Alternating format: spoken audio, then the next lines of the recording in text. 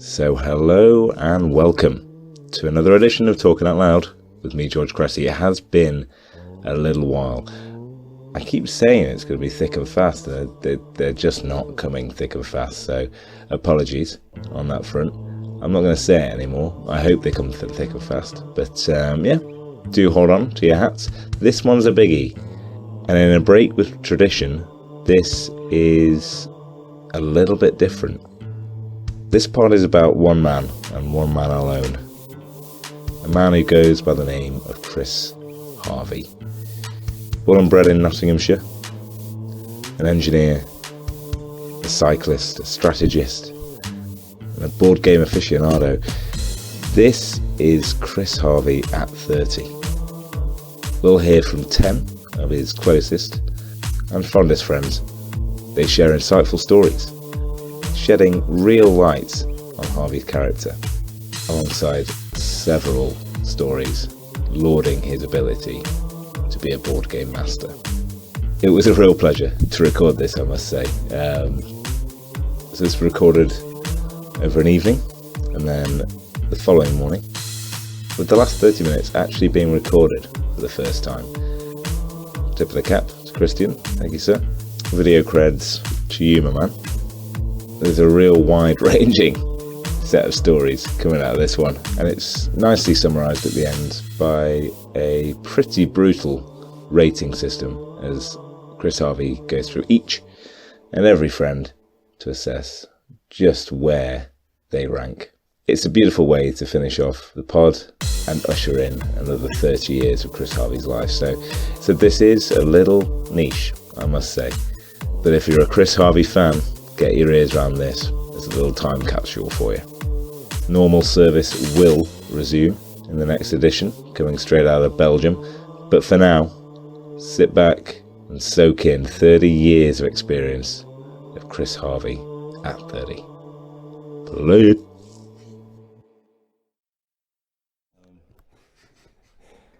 So hello and welcome to the special edition of Harvey's 30th birthday.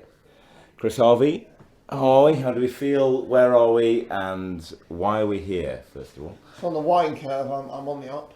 Excellent. I'm on the up. Great plug. Advertising out there for the wine curve right now. Appreciate it. As you do. Yeah, I'm good. 30 years old. Yeah, thanks. Today? No, next week. But it's good. Obviously, it's the only weekend we can do it. Cause next week in Mallorca. Oh, excellent. Beautiful. Cycling. So yeah. Where are we? Here. Where are we first?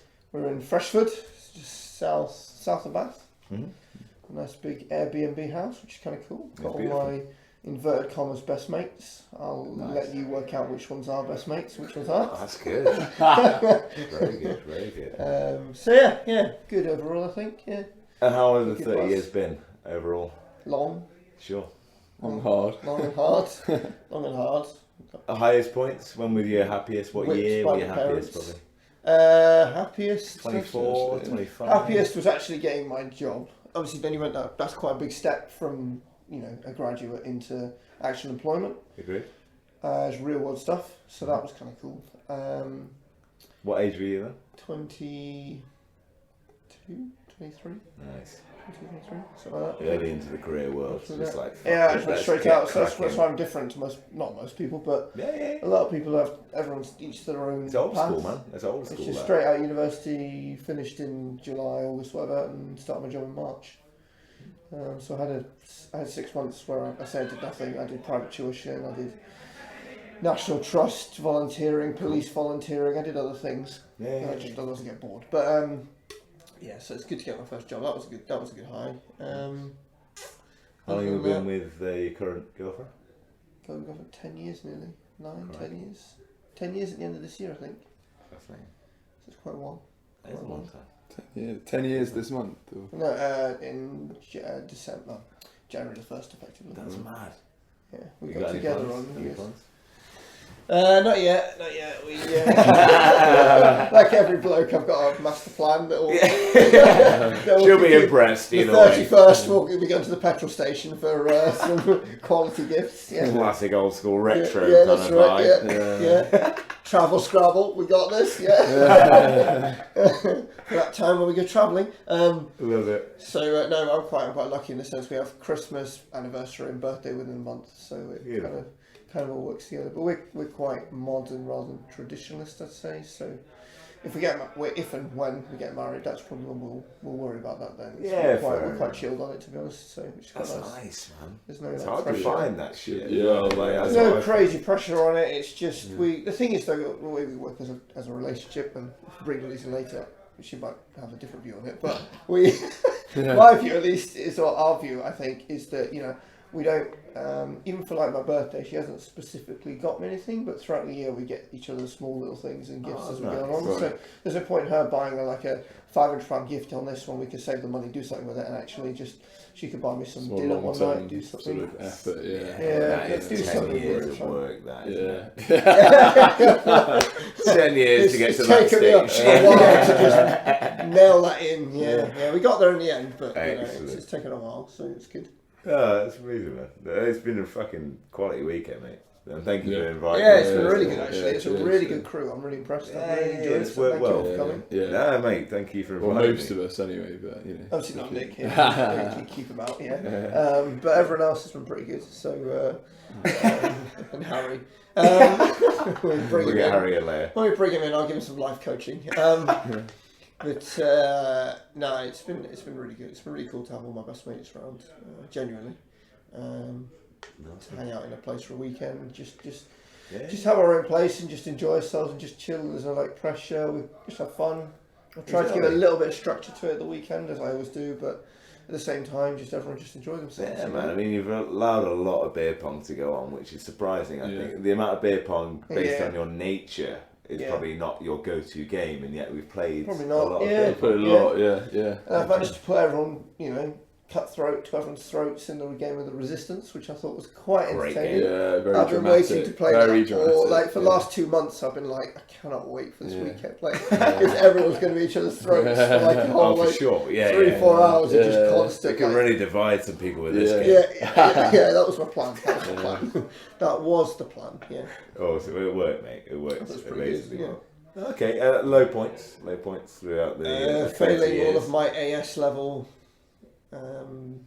All my AS levels. Really? All. Not one. Amazing. Nearly all of them. I can't think of anyone that was good. So I was in Poland, and my sister was in Nottingham. She opened them up, and I was like, "Yeah, just tell me the A's and B's." And she went, "Chris, I don't know how to tell you this, but like, it's all U's and N's." And and she was like, "I was like, yeah, you're taking a piss. Like, they were so easy." And she's like, "Shit." No, genuinely. And I was like.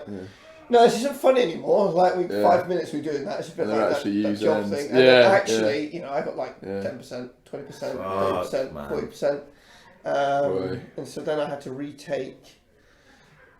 In January I had 26 exams in the AA2, which was pretty entertaining to say the least. So you resat all of that shit and did your A levels at the same time.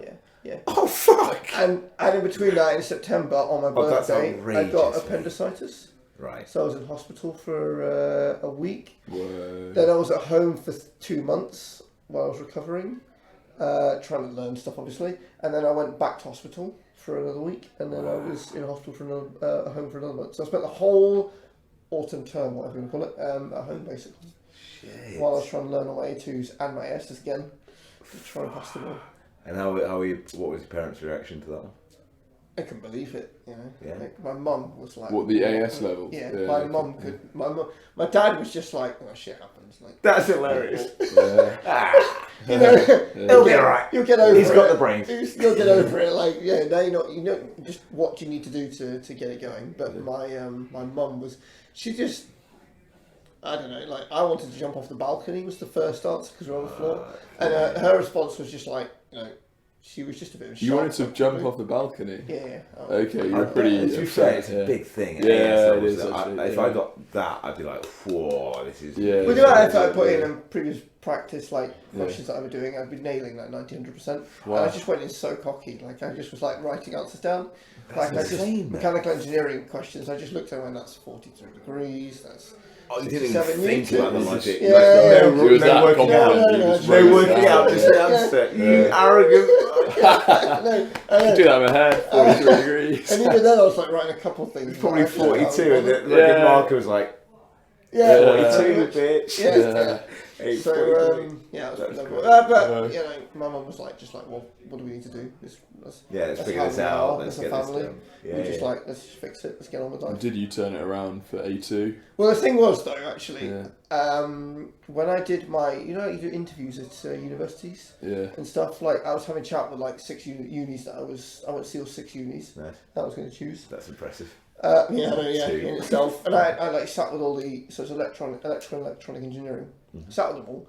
And I like every single question they threw at me, even stuff that was like year 2 university, I knew the answer to. And they couldn't believe it. Like, they were just like, all the electromagnetic waves and all the stuff. I was like, yeah, it does this, it does this, it does this. And it was quite entertaining because I was explaining all the calculations to them.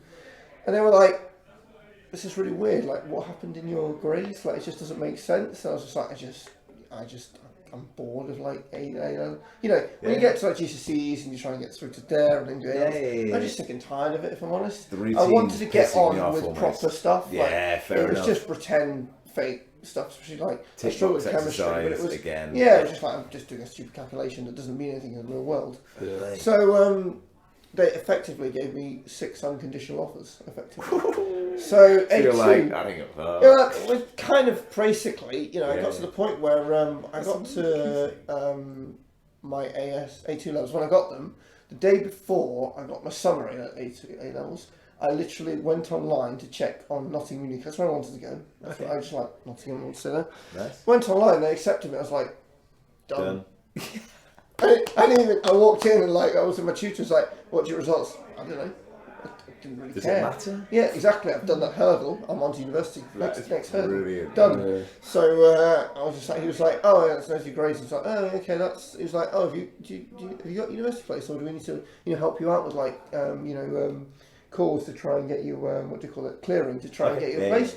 I was like, no, I got a place. And even Loughborough, the second one, they were like, yeah, they wanted me as well. I was like, yeah. So it's arrogant, but at the same time it's not arrogant because at the same time because I interviewed very well with them. Exactly. And they really wanted me. They saw the enthusiasm, they saw the natural talent, and they were like, look, it doesn't really matter too much. You know, I explained to them what happened over the appendicitis stuff as well, which didn't help for the January exams, and I had a ton of exams in the summer, and I just went, you know what, it's a hurdle for me. I've got over the hurdle, just about scraped it. Let's get to university and get on with the next bit of my life. So that was a good low point. Yeah. Looking back, great low point. Great. Appendicitis was a good low point. Oh, bet. Or pneumonia, that was a good low point. How long have you had pneumonia for? I had pneumonia for it was about a week I was in hospital, and then I was at home off work for 2 months. 2.5 months. Knocks you out, huh? Yeah, it's actually the scariest illness I've ever had. Right. Compared to appendicitis. Appendicitis was the most painful illness I've ever had. Okay. By a long way. Like I have pain now, and like that hurts. Like it's about a 6 on the scale, maybe a 4. Really? This was a whole other level. And then pneumonia though was scary because I couldn't breathe. I just stopped breathing. I literally was like, I couldn't get when was oxygen. That was recently. It was about 3-4 years ago. Yeah. Okay. Yeah. Pretty fair share of serious illnesses. Yeah. So what caused pneumonia? It just they actually think it was my inhaler, so I take an inhaler in morning and evening. Okay. And the stuff I got has been linked to it's like a heavy particle, so years and years of using it can sit in the bottom of your lung, and then that causes an infection, and that infection then spreads through my bottom of my lung. So it's effectively scarred my entire bottom of my lung. So obviously cycling doesn't help because that part of the lung I can't use effectively. It's very weak, so I can't use it very much. So it's quite entertaining. So it's good. Well, plough on nonetheless. Technology's coming. Yeah, that's it. Yeah. Full power lung transplants are coming. Awesome. So I guess just so the plan for this, I guess, is interview the people here at the party. Yeah. What we're trying to get, obviously, it's Harvey's pod almost. So it is. So just a story and a half. So how you got to know Harvey? First guest up is Mr. Nick Monk. Yeah, absolutely. How you got to know him? Yeah. What you do, how you got to know him, and then a story. The nicest or the best story you've got of him. It can be horrible, it can be nice. Harvey's in the room. I do. He didn't give a. He didn't care. I don't have any limits. Like after Truth and Dare now. No. Everything's better than that. Everything's open. I'm very open, generally as a person, individual. You can Agreed. straight up. I'm not really going to hide stuff. Agreed. So yeah. So just sort of we'll do 5-minute chats with him. Yeah. So Sick, well done, yeah. mate. Yeah. So first up. Yeah, cheers. No, thanks for having me. You were chosen as first up. Yeah. You were chosen. Why was I chosen as first up? What was because the we wanted to basis of start that at the decision? lowest point. top down approach, yeah? Yeah, that's So right. Yeah. we all work in consulting. We like to take top down approaches. Yeah. Very nice. I can kind of see that. Or yeah. bottom up approach. Really. Bottom up, some people like to do that, but yeah. So a bit about yourself, just a quick intro, absolutely, and then straight into how you knew I Harvey. had the pleasure of living with Chris's long-term girlfriend, Louise, and so shared a flat with Louise, and then I was unfortunate enough to sort of meet Chris through that. No, just joking. Through that sort of arrangement. So Chris would come down to Bristol to see Louise, and we sort of end up hanging out. And we sort of it was sort of one of those things where, we didn't really know each other, but I just kind of felt like we kind of got each other a little bit, and in a weird kind of way, we were just watching movies or something, and we'd be WhatsApping each other on the sofas. It was when we came up with this No Talking Club WhatsApp group, that was and that I think we've still got that WhatsApp group. that's cool. So it was just we'd just be there. I don't know, just sort of fun times. I don't know. But so the early days, and then I guess there was probably a year of that maybe where you'd come down for a bit, and then Louise. Then Chris announced that he was going to move to Bristol, so he wanted to obviously live closer to Louise and everything, and obviously live closer to me as well. So that was one of the big points. I can imagine. 50-50 still. Yeah. Actually, I think it's more about Nick. It's more about Nick. I wasn't going to say it, but I kind of guessed that. Brilliant. But absolutely. So you moved down to Bristol, and you were looking for a job, weren't you, to enable that move? And I sort of said, what about Kinetic? And one thing led to another. I was out in the Middle East at the time, working with some senior managers, and I was like, you've got to get this guy in. And then, since then, it's been highs. A period in Germany together in Berlin. So that was great. And that was sort of, as soon as Chris joined Kinetic, where we work now, we spent a lot of time in Berlin in the early days. That was quite an adventure, because we were both embarking on it at the same time. It was new, it was exciting. We were staying in the Ritz Hotel in Berlin city centre. We had rooms next door. Had rooms next door. So Chris used to knock. We'd go to bed and he'd be knocking on the wall, and I was like, what is going on here? I'll just ignore that. So I told Louise about that. She was a bit freaked out. It was good. It was good. It's been good having Chris. I feel like he's probably, certainly my closest ally at work. Kind of thing. Awesome. Yeah, so we can sort of. A good story. What's your They're nice. It don't have to be the story. Obviously, you're on the spot. But okay. I would say skiing last year was we had a good little ski trip to Cervinia in Italy. So we kind of tagged along, you and Louise had booked. Yeah, we had a romantic. Yeah, they booked their romantic ski trip, and I was like, random blokes tell all right, we're gonna go there too. All the boys. I know you two lads. Bit of an error so Chris advised where we should stay, and it turned out it was 30 minutes from the centre of the ski resort. So every time we sort of went into town in the evening, we had to walk 30 minutes and then 30 minutes back. It's a hell of a walk. It was up a hill as well. Unlit kind of mountain road that we had to trek at. So just to put it in context, we were right in the centre. They were staying. They were literally staying in a luxury hotel in the centre. Yeah, we 4 or 5 of us. So I think on the last day, me and Tate had to check out of our accommodation, didn't we? And we had to come round to your flat, your apartment. We had to use your shower and stuff in the hotel room, and it was just so nice because in our little shitty apartment up the hill, it literally didn't even have hot water. Yeah. The hot water was only 2 minutes, and there was 4 of us on one shower. So the first person would go, and they'd be like, "Yeah, only had like 30 seconds." Actually, they'd had 2 minutes. There was no more water. So we finally got down to the hotel on the last day, and I was like, "This is so nice." And no, it was very kind of them to let us use those facilities, but they did kind of make a bit of a mess, a bit of water kind of going everywhere and everything. But got to enjoy the luxury facilities. It is what it is, So we had some good times all over really. Berlin. That's a beautiful life. It's quite a nice, it's a really nice memory together. Either way, I can get a fucking nice hot shower. Yeah. That's my defining memory, Harvey. I can get a good hot shower off him anytime I want. And thank you, Harvey, for that. But that's mate, that's good. No. Yeah. So. We've got 14 other Let's people. Let's rotate it out. Who's next? Nick's boring the hell out of me. Who's next? I know, you can send anyone in, but we'll do Louis last, basically, so you can send anyone. Pick someone. I think that's more interesting to see. Yeah, that's nice. It's YouTube. Right. You get them to be snappy and be like, let's go. Snappy. Whoever has to come is coming now. Who is it? It's Nikolai. Nikolai, welcome. Hello. Shut the door behind. Yeah. Good evening. Good man. Or good night. Oh, this is a great second entry. Yeah, it is actually the double Nick act. I wish I could do that. Oh, yeah, sorry, there's a wire there. Okay, no problem at all. So, Nikolai, welcome. Hello. Thank you. So, Nicholas Senko. Yes, that's right. So basically, it's about how you got to know Harvey, how you met, first off, and then one story you've got that you think's impactful in his 30 years on this planet.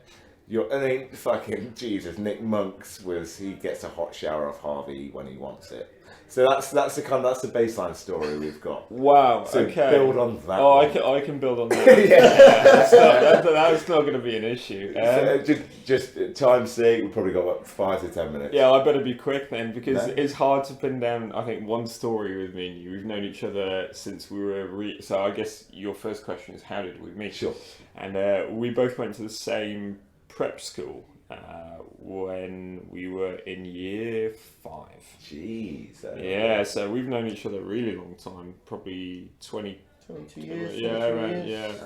Round about. We really go back a long way. And the way we, I don't know exactly how we met or started hanging out, but I definitely have a memory of the very first things that we do. Now, in our school, we had a tuck shop that was hidden away. And at break times, we used to go to the tuck shop, and Chris used to buy a can of Coke and a packet of Polos. And then the game, because that's what you do. And the game, I forgot about that. the game was really simple. The game was for me to stand about 10 meters away from Chris with my can opener. We got really good at this. We could do some crazy distances. And Chris would lob a polo, which you might have seen his rounder skills earlier today. The hand-to-eye coordination. He was there even when he was young. And he'd lob a polo and have to catch it in this can of Coke. Of course, when a polo enters Coke, it starts fizzing. So my second task was to make sure it didn't go all over my school uniform, all over everyone. So we got really good at that. We started doing different. Do you remember when we got like M&M, not M&M's, like minstrels and stuff? Because you think M&M's too small to give like the aero. God, we're going to start talking about the profile, so you can get some good throw on them, like a tennis ball or a frisbee. Yeah. And then I was throwing him. Nick's got a big mouth, so he can catch things. Yes. So dangerous when an M&M, which is fucking big, hits your teeth. It fucking hurts from a distance. It's not nice. That was year 5. That was year 5. Yeah, and that was awesome. And actually, we went through high school together. We got loads of stories. Sitting in English, being bored. Throwing paper out of the classroom while the teacher wasn't looking. I distinctly remember you smashed a yogurt pot over a ceiling with a cricket bat during break once. That's a bit of manicness. Yeah, a little bit of the wild Chris. Yeah, absolutely. That's awesome. We played rugby together. We did loads of sports together. One time in rugby, we were both quite fast when we were younger, and we both ran into each other and collided with our kneecaps. Kneecap into kneecap. very hard to giggle and be in pain at the same time when you're on the floor and you can't fucking get up. It's very painful. Just drop both dropped. I came to tackle you, away, and then we just hit each other, and then we both just went flat out. Yeah, and then, that's just dropped the ball, and we were just there, just laughing and holding our knees, what just happened. Awesome. It's hard to come up with one definitive story, I think, especially when you've been with when you know a person for a really long period of time and you've gone through all the stages. It's hard to pick something definitively. There's a 3-hour podcast here between you two. But we could easily expand on this. You should just sit down and actually chat about that. But still, well, one of the stories that I don't know, like. Chris's family were incredibly kind to me when I was younger. I spent a huge amount of time at his house. I'm practically a living guest there. I reckon if we added up all the days that I've spent sleeping over at York's, it would come out to more than a year and a half, 2 years. Easily.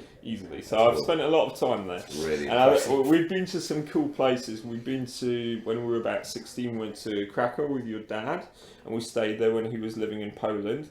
Our house was hit by lightning while we were staying there. I distinctly remember. Then Chris told me, "Oh, this is normal occurrence. It often my house often gets hit by lightning." It's like, why didn't you warn me beforehand?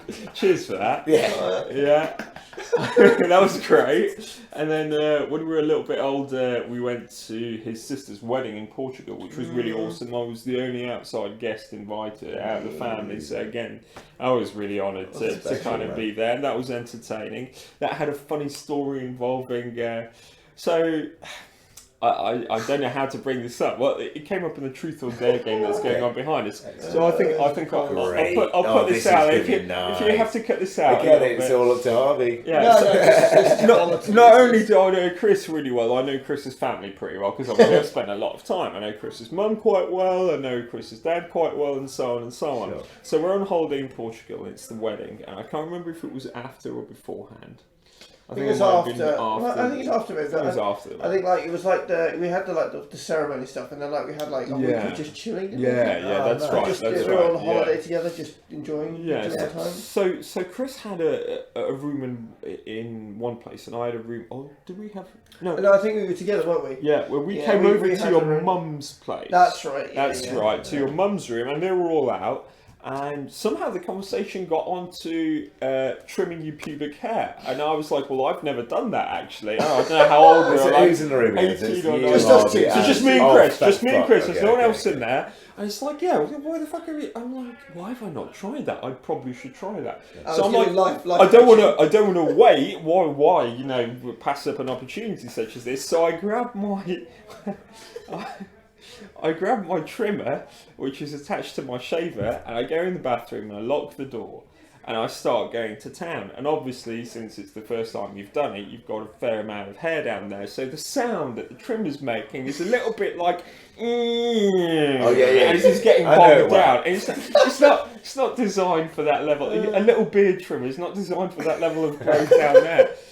And to my horror, within 10 seconds, the door opens and Chris's mum steps in. And I'm still in the middle of my... No, the door to the bathroom's locked, so she can't see what's going on. But the sound is very unmistakable. It sounds like someone's cutting the lawn with a really shitty lawnmower. So yeah, that was pretty awkward. And then obviously when I come out, I can't lie. I can't pretend that it didn't happen, So I just put it out there and so on. So, no, you didn't half, remember? Oh, yes. And then it started itching. And you didn't fucking tell me about the itch.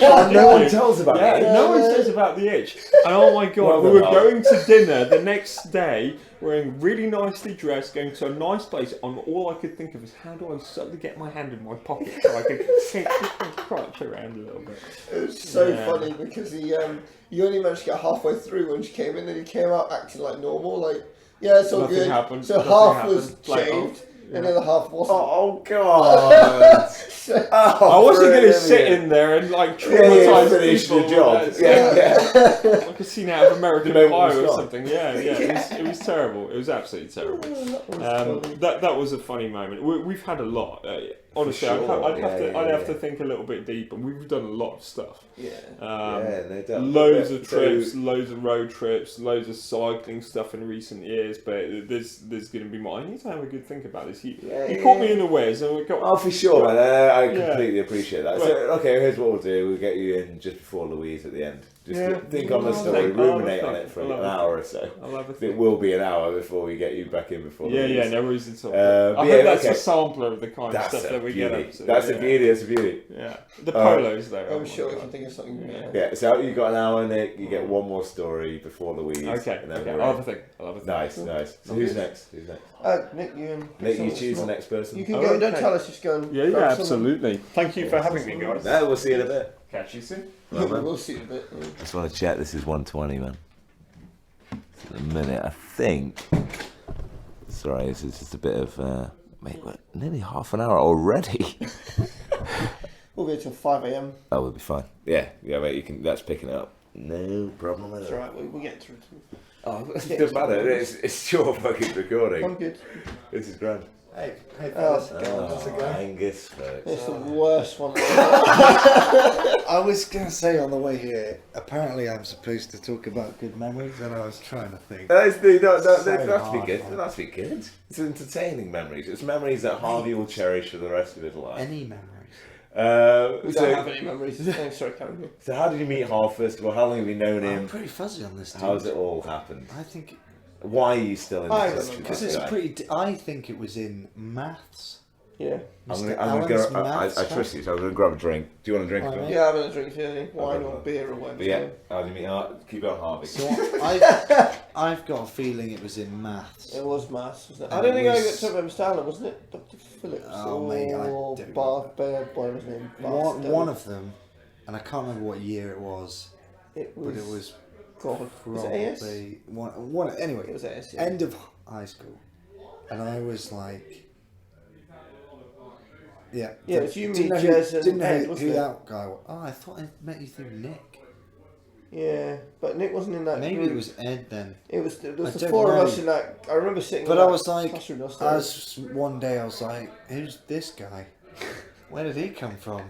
And I was like, I know the others here. These are my mates, and who's this Just guy? randomly appeared. He's just hanging on. Yeah, it's weird actually. And then it was like people sort of sounds bad. People accepted you because they were like, "Oh, it's Nick's mate as well," and I was like, "Nick didn't tell me about this," as if for some reason I had any say over who was allowed to hang out with us. Yeah. But I was like, "Oh, okay, interesting," and then I reckon you probably came along to a LAN party or something. Yeah, Jez And it was was like, like, So we're just gonna oh, Nick's friend, because you were Nick's friend. So we'll yeah, I was Nick's friend. In my You mind, gotta go. you're just Nick's friend, and I still for a long time couldn't work out what your real name was because it was Harvey, and then it was Chris, and then I was like, who the fuck is Chris? And then you were one and the same person, and then you were and then you came along to some more stuff, and then obviously shit got real when you had us round to your house, and I was like, this guy's gonna stick around, or we're gonna stick around. Is this worth it? Okay. Because your mum's a character. That's one way to and put you're it, a yeah. solid dude, and so we were like, okay, this is great. And he has a great snack drawer. Like, that's important. for the cheapo student, this guy. Flakes we bonded over. Oh, God, they're the awesome flakes. snacks Oh, to man. get them. I had to in. stop Oh, eating really? flakes because Dude, of he these used to guys. have fridge like shelves of just flakes, and it used That's to be expensive. It was to the point that, I mean, I was bad, but like there were members that would get to Harvey's, walk in, probably hadn't seen Harvey yet, go to the fridge, open it, just have a flake. Yeah, that's about right actually, wasn't That it? happened quite a lot. A lot, yeah. You just stopped having them. And we Yeah, haven't I seen think you I'd so quit much that. since then. Quit that habit. What caused that? What caused the quit? Why Oh, quit? it's like, smoking or something, I just, no, It's like these lot kept eating them every time I was around, so I thought, you know what, spooning synthetic I just need chocolate. something different, yeah. I think it was Yeah, just a good deterrent. Yeah, that's probably the best way, Just people Wheat from the chaff kind of thing. Yeah, Who's here yeah. for the flakes? Who's here for me? Yeah, kind of thing. exactly. Yeah. I get that. So we don't see you so much anymore. There's a reason for that. Yeah, but that's the main thing, and that was high school stuff. And then obviously went to France, And that was hilarious. That was. Oh God, I think that's where you and I bonded. Absolutely. Yeah. Because there was this amazing thing that happened pre-France, which was it was like Jeremy's sister and friends. Yeah. And you had made this effort to be like, I'm going to get to know all of these people. Yeah. And I'm gonna get to know them. Really get involved. And you did that. Yeah. And so we actually have this tangible tie. Yeah. Of like someone with this group of Harvey. girls, right? Yeah. As opposed to them. like Jez's sister or Dan. Yeah. Who just invited them all. Yeah. And we were like, okay, well Dan's just like a bunch of, at this point, like 14, 15-year-old girls or whatever. Yeah. Okay. But no, they were Harvey's friends, so it was okay. Cool. And it was all like, chill. Thank you, Harvey. Nice. And then we I think did a lot of bitching about fixing the house, right? Yeah. I think that was probably where most of it came from. Yeah. Because you're an engineer and I like to get shit done. I like to get shit And done as well. yeah. Yeah. We had I a don't common think thing there. anyone else there Wanted to fit get either shit of done. those things. No. So we They were sheeps. They were either sheep or they were literally a lamb just waiting to get or slaughtered. they loved talking about Or they getting loved shit talking done about and shit. just didn't do any of it. You know who I'm talking about. Exactly what you're talking about. I mean, we were there like at 7 a.m. in the morning every day till like 7 a.m. in the evening. Cracking on, building this stuff outdoors. This is finished today, well done, mate. Let's have a break, guys. It's like it's half an hour in, mate. Like, come on, we just started. Just roll out of bed. Yeah. Like Slackers. I bet that was great fun. Oh, it was funny, yeah. Oh yeah, so much fun. The bitches half the fun, wasn't it? So much You fun. And that we just go remember on walks and just be like, when we cooked dinner and everyone was sat outside in this like little courtyard, and you had a hammer like a mallet in his hand. It wasn't a mallet, mate. Was it mallet? Are you talking about the jar? No. You were in the swimming pool as it was being built, and we were just getting the concrete set. And we were just about to finish, and you, me, John, and Louise were out there, and like literally, Jez just came in and went, "You not finished that yet?" And, like, and obviously you've been there for like 4 hours at it, and you had this hammer in your hand, and you were like, "Oh my gosh, it's not worth chucking it." Let it go. Yeah. And obviously you'd done nothing all day, and you thought you'd done everything, and it was just so funny because literally you got so angry, and I was like, "Yeah, don't worry, I'm in the same boat." Yeah, I got you. Insult to me, don't worry, it's not specific to you, but it's all of us here. Like Oh yeah, man. No, I remember that. That's where That's awesome. Louisa's motto, "Keep smiling." keep smiling, Kevin. Which I think was very much for my benefit. Yeah. And so much that I got it engraved on that watch Yeah, that you yeah, guys yeah. gave Yeah. me for my Really? 21st. Yeah. On the back of it says "Keep smiling." Wow, that's really cool. Yeah, it's from that. And do you remember when obviously basically I'd say there were doers and then there were followers and then there were people who just wanted to have The a party. doers are all in this room right now. Yeah. Pretty much. Like, and we were, in the morning we were looking at plans, and like, to be fair, I didn't really get too involved in the plans because I didn't want to this is why I'm building the pool and stuff.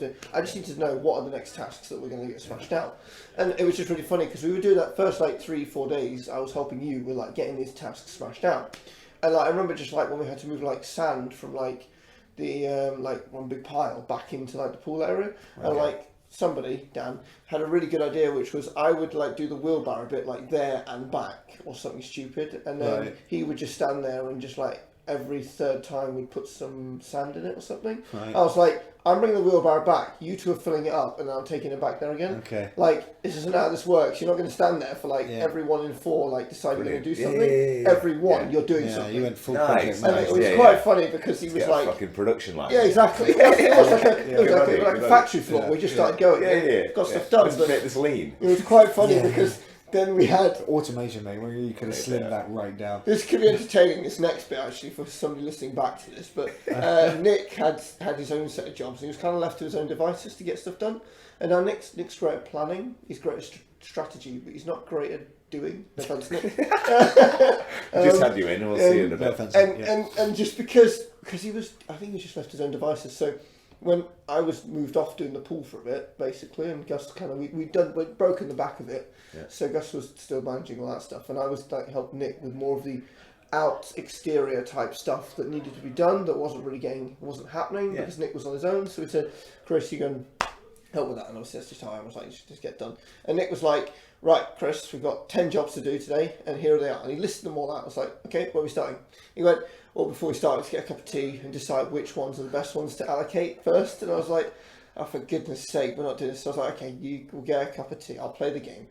So we got a cup of tea, and we didn't really chat about what order we do anything in. And then I was like, right, okay, let's do this first. And he was like, well, let's have an in-depth discussion on which is the best one to do first. I was like, oh, for goodness sake, can we just pick one, do it, and then just get on with it? And eventually we got to the point where he was like, I was like, we're doing that one. And he was like, I was like, we're just doing that one. And then it started to flow, because then all of a sudden we just started to get through stuff, because like, now we're doing this one, now we're doing this one, now we're doing this one. Someone's taken charge. Suddenly we were just like, right, we're doing that job, and we just got through them all really quickly. Brilliant. And we did like everything in a day, or like day and a half, like 10, 15 jobs really quickly, of annoying jobs, not even the shitty stuff. The really boring admin type background stuff in them. Yeah, we got it all done, and then and I was like, I couldn't believe that. I was like, right, back onto the pool now. We've done that, and I was like, that was the easiest thing in the world. Like, you need to spend like a week trying to just like strategize and plan. Which is great. You know, great strategy and plan, but I was like, just get it done. That's pretty much. I think that's where we like bonded. I think the most, when we were just like 2 man 4 days. You know. Yeah. Oh, yeah. 2 man. It takes 2 men 4 days to build this pool. Yeah. 2 man 4 days to build a pool. We had about 13 people. It took us like 2.5 weeks. Yeah. Ages. It was ages. Right, so one standout, or nice stand, like not standout, but you know what I mean. Like, it can be a nice thing, it could be like a funny story, it could be like a grim story, whatever you want it to be. Again, it's Harvey's content. He doesn't have to put this on the internet or anything. It's just for his benefit at 30 years old. It's hard, mate. It's hard, man. Because now, do prep people next door to say that we will ask this question. Because, like Nick said the same thing. It doesn't have to make, again, it's... Tagliatelle class. What was that? Do you remember cooking in France and somebody with the class? Yeah, I remember that. Yeah, so again, it's France. Good stuff. Just think. Because I remember Harvey was I couldn't cook at that point, I've got to be brutally Harvey was there, and I think he was the only person I allowed in after said event. Because I was cooking for 17 Yeah, well, we were in the supermarket trying to work out what to get. The world's biggest pan of tagliatelle, right? And I've cooked the veg separate, and I cooked all this stuff, and I boiled the pasta. And like drained it, stick all this stuff in, mixing some stuff in, and then I've got a jar of sauce. And it's an old jar. Yeah. I think the sauce was good, but it was an old jar. So I took the lid off, I turn it upside down, start shaking it. Some of the stuff comes out, but not. It's quite stuck. It's a bit adhered to the inside of the jar. So I get a knife, and with the handle of the knife, I just whack it on the bottom of the jar, which is now upright, to try and whack the stuff down here. So what happens is actually the jar shatters, and the glass goes all into the tagliatelle. Oh no! Yes, mate.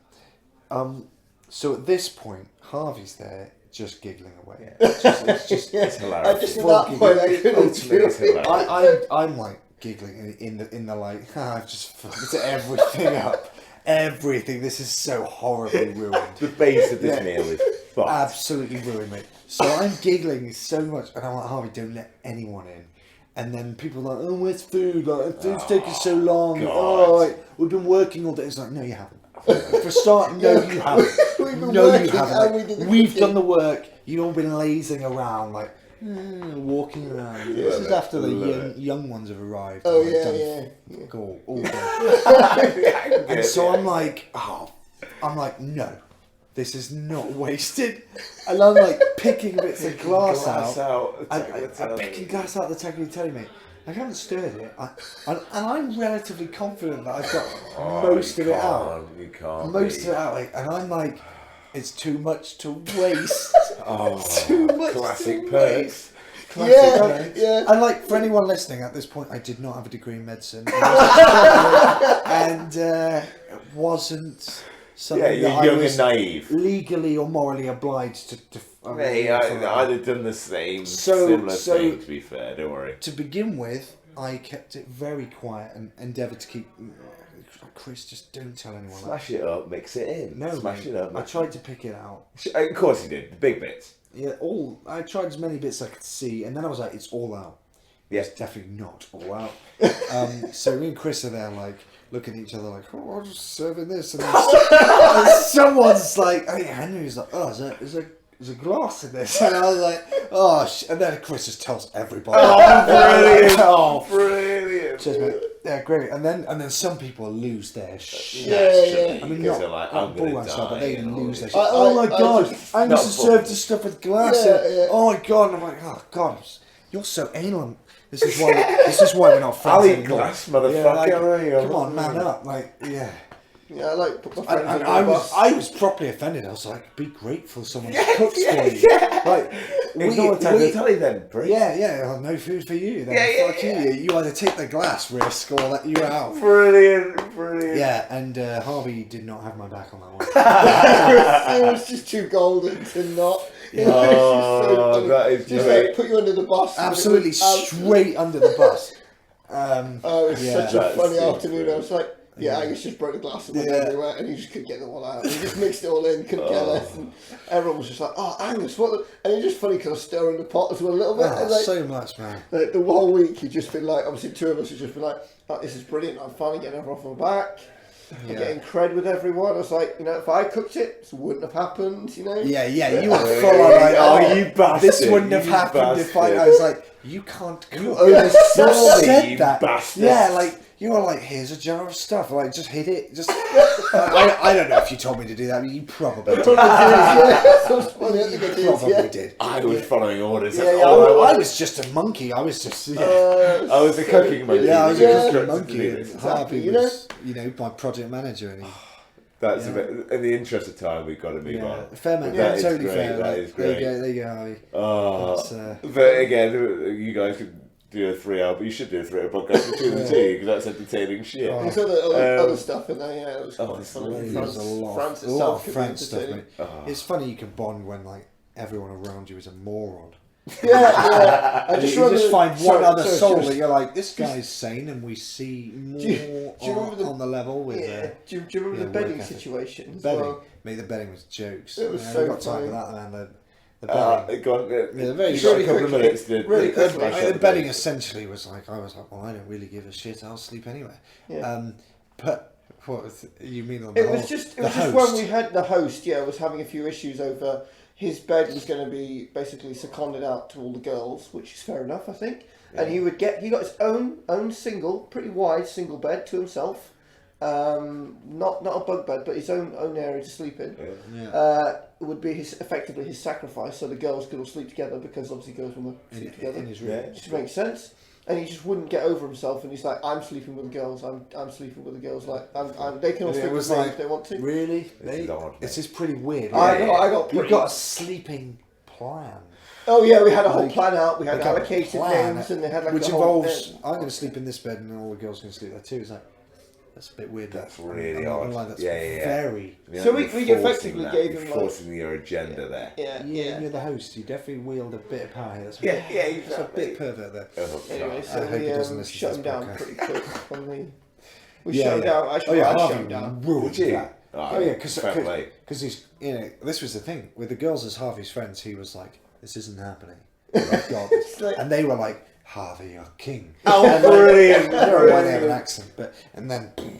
I just laid the law down. I was like, "This isn't happening." The girls disagree. I just literally just said, "Stop being a 5-year-old, and also stop trying to think you're going to sleep with all the girls. This is not happening. They don't want to do it. Everyone wants their privacy. This place, it makes you look. I was just saying, it makes you look creepy and weird. And went straight to him and said, "You can have the premium other room to yourself. Well, there's other people in it, but you've got a proper bed to yourself, not on the floor or anything. They sleep in there. It solves all the problems. Yeah. These guys are allocated here. Job done." I'll sleep in your bed, mate. Yeah. You know what I mean? Like, if you need someone to sleep with, I'll do it. Like, yeah, absolutely. Good on you. I slept on the floor. That's awesome. That is awesome. Good stuff, mate. There you are. Happy birthday again, mate. You got to pick the next one. Yes, and do tell everyone else that you just think of a story. Don't have to be the best story, but it's the story they want to say. I don't think we're Tell the them they're top. looking for the lamest stories we can find. That's And I don't think we're the top there, if I'm honest. That's good. France itself was pretty funny. We did have some entertaining times out there.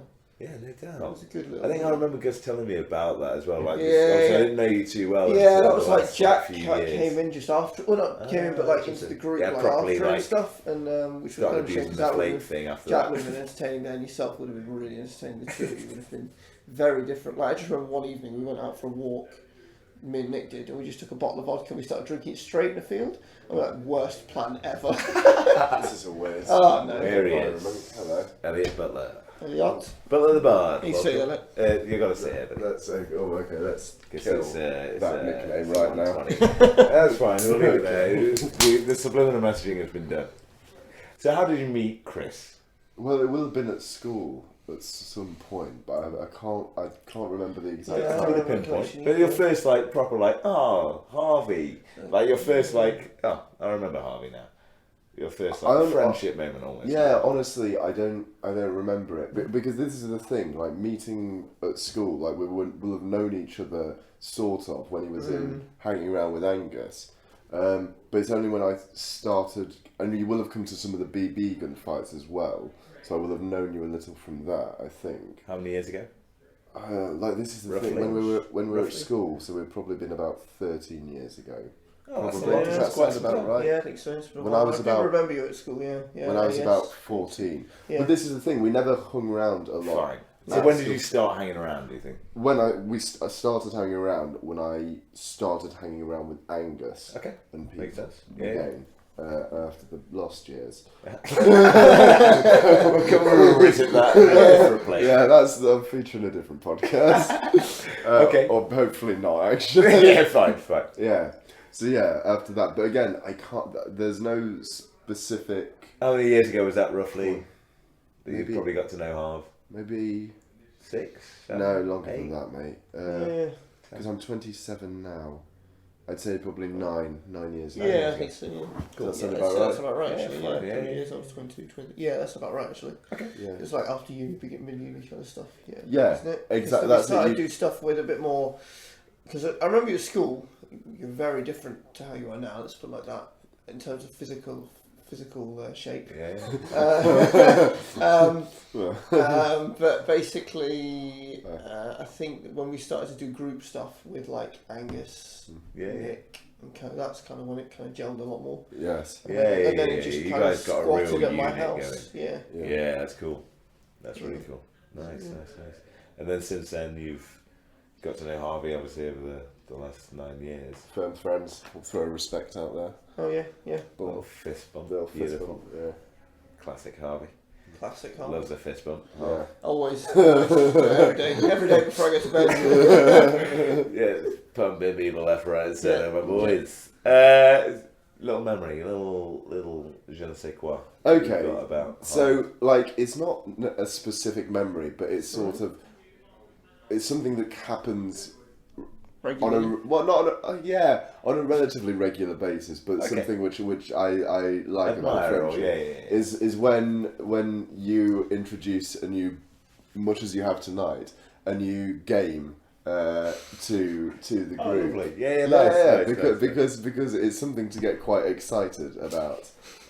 You are visibly excited as well by games, like new games. Yeah, Like, exactly. especially like, Yeah. what is happening here? Like your eyes just light up. So Ex- it's a good- yeah, it's a good- exactly. Because you're usually very good at finding ones that we're all going to enjoy, and are very different to ones that we've played before Yeah. as well. And it's very good because it's great to get the group. yeah, You know, vibes energized, going, energized, exactly, yeah. and enjoying themselves. Yeah, agreed. And Yeah. everyone having fun. So, like today, for example, with the resistance, is that what it's called? Yeah. Yeah, Fantastic. exactly. Like Fantastic. that kind of stuff we haven't done before, and the dynamic was very different to anything that we've Very experienced. divisive game. Very, Very yeah, divisive game. exactly. Which is what's needed because you're like, we've got a strong, stable unit. Yeah. How do we divide Yeah. Yeah. What is this? Yeah. Yeah. That was my thought behind it, actually. Yeah, I thought Yeah. I can't have knives can we get stabbed in the back over the weekend. It's like To be fair, I'm quite impressed how many we did get in the backlog over this weekend. Yeah, no, definitely. Okay, cool. So, favourite game that you've been introduced through Harvey to? Okay, so although it's waned in popularity a little bit over the past few years, I think Cranium is always say that, is going to have a special place in my heart, because that game just served us so well for so many years and meetings. How many hours do you think you've played into Cranium? A lot. Genuinely, it'll go into a couple of hundred. Yeah. Because I sometimes think, it's nice. that's why it kind of not waned, but you guys we played played board games. Yeah. That's the thing. So we kind of knew what the cars were coming to a point, like what was coming up. But I think more to the point we started to get. I missed all those years. I was quite glad. Yeah. You guys. But we kind of like those standard. I call them standard board games, where you've got a game which is it's very one directional. Okay. So you flip a card and it tells you to draw something or say something or act something. Whereas the game we played tonight, Resistance, it's very four-dimensional, we call it, because it's okay. It goes around. It has an end. It has a defined end. It's not like Monopoly; it goes on forever. But it's all like you're lying, you're cheating, you're a spy, you're not a spy, and it kind of like it allows a lot of diversity between people, and it allows a lot of bonding between people as well. And I find that was quite a cool game. Yeah. To add to it. It's not personal. It's very personal. Yeah, exactly. So it's a different level, like to just playing a game where you just work as a team. Like those games. Whereas it was kind of like psychological, character based. Exactly, and it was. It's just a whole different way of playing a game, really. So. I'm trying to find. There's a few more I've got on my sleeve. Really? I'm excited already. So I don't want to bring them all out. This is it. There's always something available. Don't worry. I've got some pretty. If we need a board game evening, I've got some cool ones which are like Dead of Winter or something, where you're literally trying to fight a zombie attack, but one of you is trying to sabotage each other, and it's quite a cool game as well. So it's quite fun. Yeah, this is the value that you get from Chris Harvey. That's the thing. Like, if you're looking for a USP for Chris, I think that's a decent one. You know what I mean? Like board games, Supremo. Like almost a gravestone. Yeah, but the thing is, it's a little more than just having fun playing games, because it's a way of getting the group to come together as well. Because there's only a limited amount that you can really just shoot the shit and stuff. And introducing an element of competition is, particularly for our group, absolutely essential. So that's what it does. Yeah, it does. It really does. I think that's why, so this weekend we got a couple of people who we don't know so well. Yeah. In Nick and Dede. So for them, playing something like the Resistance, and when we were playing, especially in the kitchen and stuff, and it was quite involved. Obviously, everyone's got their opinion on who's who, and you kind of bond with the other people then. So that's. I feel like you still got USP. That's what I try and do a lot. So whenever we play games, I don't like teams where it's like I know George, I know Elliot. I'm going to be in your team. We're best buds. Exactly. I like to mix it up and really throw it on a different angle. It's true. It's like you're playing a game. It's like I don't know any of these people, but I'm playing a game with them. It's like you get to know them, and you might get to know them longer term as well. So it's quite fun as well. So suddenly you're playing this game, and it's like, right, I need to trust these guys to complete their mission or whatever we're doing. And it's kind of like suddenly. Great team building. Almost. Yeah, exactly. It is. It's exactly that, and that's why companies still go to that as a fallback. Like I got that in my company. Yeah. Like now and again, we just fucking build a jigsaw and like the fuck. You're paying me to build a jigsaw, and they're like, it's just good team building. It is, because I get to know my colleagues quite well for it. And you're like, that's fascinating. Yeah. That's a really good point there, mate. That's not been raised so far, so that is, it's true. I think that I don't know half as well as I probably know you the least out of everyone here. Would that be fair to say, in terms of the amount of time we've spent together, Harvey? Yeah, I think there's one or two that I think is similar, but mine. I haven't actually said that yet, but my initial sort of viewing of yourself is just like you say, like a very logical thinker, very just by the book for a lot of the time, but also just just very regimented about the way you go about doing anything, which is a good thing. It's a great thing. It's good to see. And also ball games. Like they're my two sort of associations with Harvey, and it's like, and I always have fun hanging around with you, mate. Like I do. That's great as well. Just being able to chat and riff, and you are open to anything really, which is great. But I think that's not been brought up yet. But it's a powerful fucking thing to say. It's good. Yeah, definitely. Yeah, and some of the best nights of my life have been had in Harvey's kitchen. You know, not drinking shitloads of alcohol, just fucking playing cranium. That's really cool though, man. That's awesome. That's the case. It's different. Like you can get, we've been out to like Rock City, and where we've been one really absolutely hammered, or we've been completely stone sober, which is always an entertaining try for Rock City. Either way, I try and limit those times to as little as possible. You know, we've done that, but at the same time we've done other things which are like, just chilling in the house, just playing cranium. Like some of the parties we've had and stuff going on are quite funny. So you guys can get a bit outrageous. That's the thing. Like, definitely from the stories Jack said, you know, from your like parties together, you're like, that does sound a bit wild, actually. Yeah. Like, I'm expecting the cranium story, and then this random thing from the left field comes in. And you're like, what? Yeah, there's a lot of that. To that, but you're like, you've got it in you. I'm trying to think if I've got you hammered, really hammered. I'm trying to think of anything.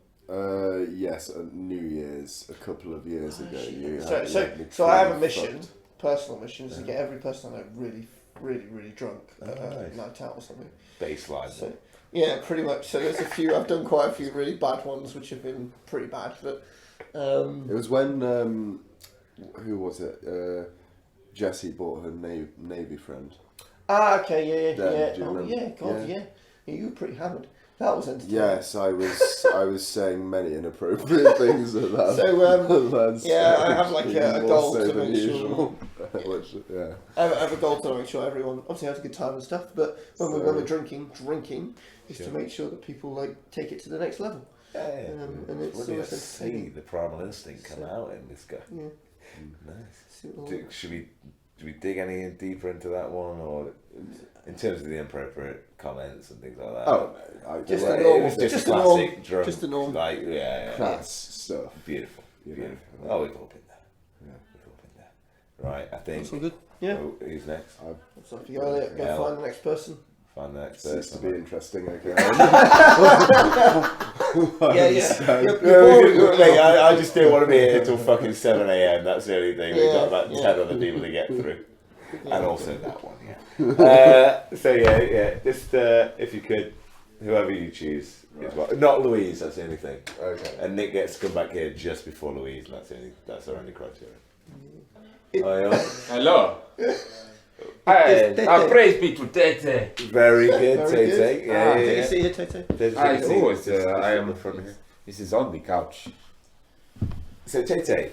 Hello.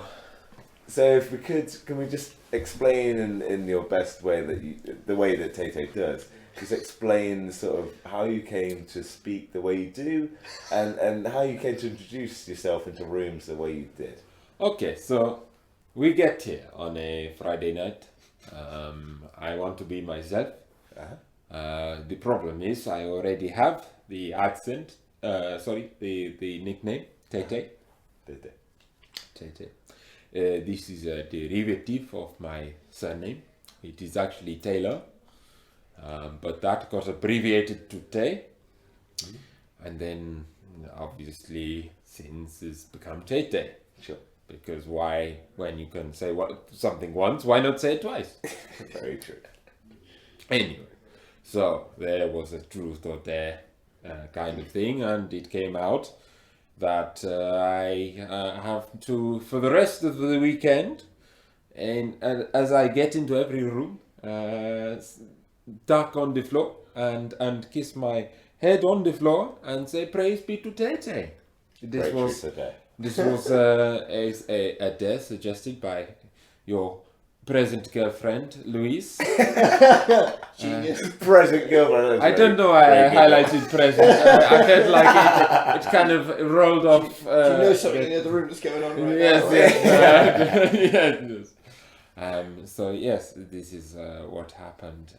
Yes. But it seems like your accent still. I mean, you've got a very thick accent. Yes. So I have the accent has now sort of throughout the weekend become it was an event earlier tonight, and it was a betting thing. I still don't quite understand odds on, I think. Odds on, yes. Yeah, and you have to say what the odds are, and you have to say a number, and that is the odds. So once you say the number, the two people, the challenger and the person who then says the number, has to say a number between the two. I'm explaining this atrocious. It's very hard anyway, with the accent. I mean, your English is poor. Anyway, my English is atrocious right now. But we'll break this. Basically, it was a 1 in 9 chance that we would say the same number, because it was a number from 1 to 9, and both me and Elliot, we said 6. And it's a 1 in 9 chance. How could that have happened? But it did, and here we are. And the bet was? The bet was that I had to speak like a kind of very heavy African accent for the rest of the weekend.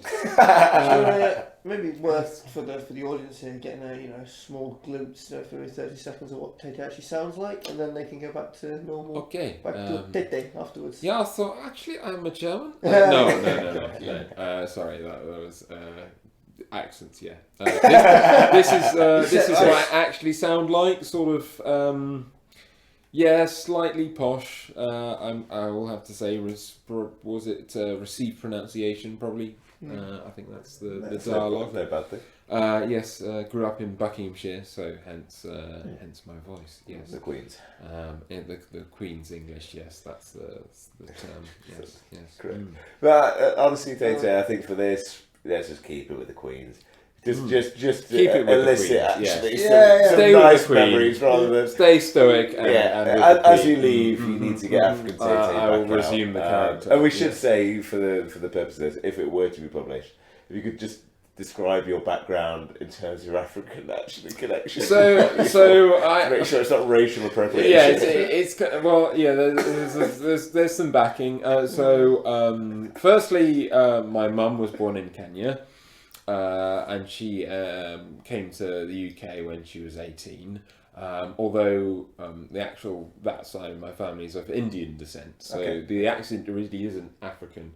But one, because I'm an only child and hence I'll have a lot of time spare, you start speaking in silly accents. Sure. And then 2, I think it was a joke between, I can't remember, it was me and my mum talking about something, and then she was like, oh yeah, Africans, they sound like this, and she did a fairly good accent. And that was many years ago, and it's cool. It's proliferated from there. So yes.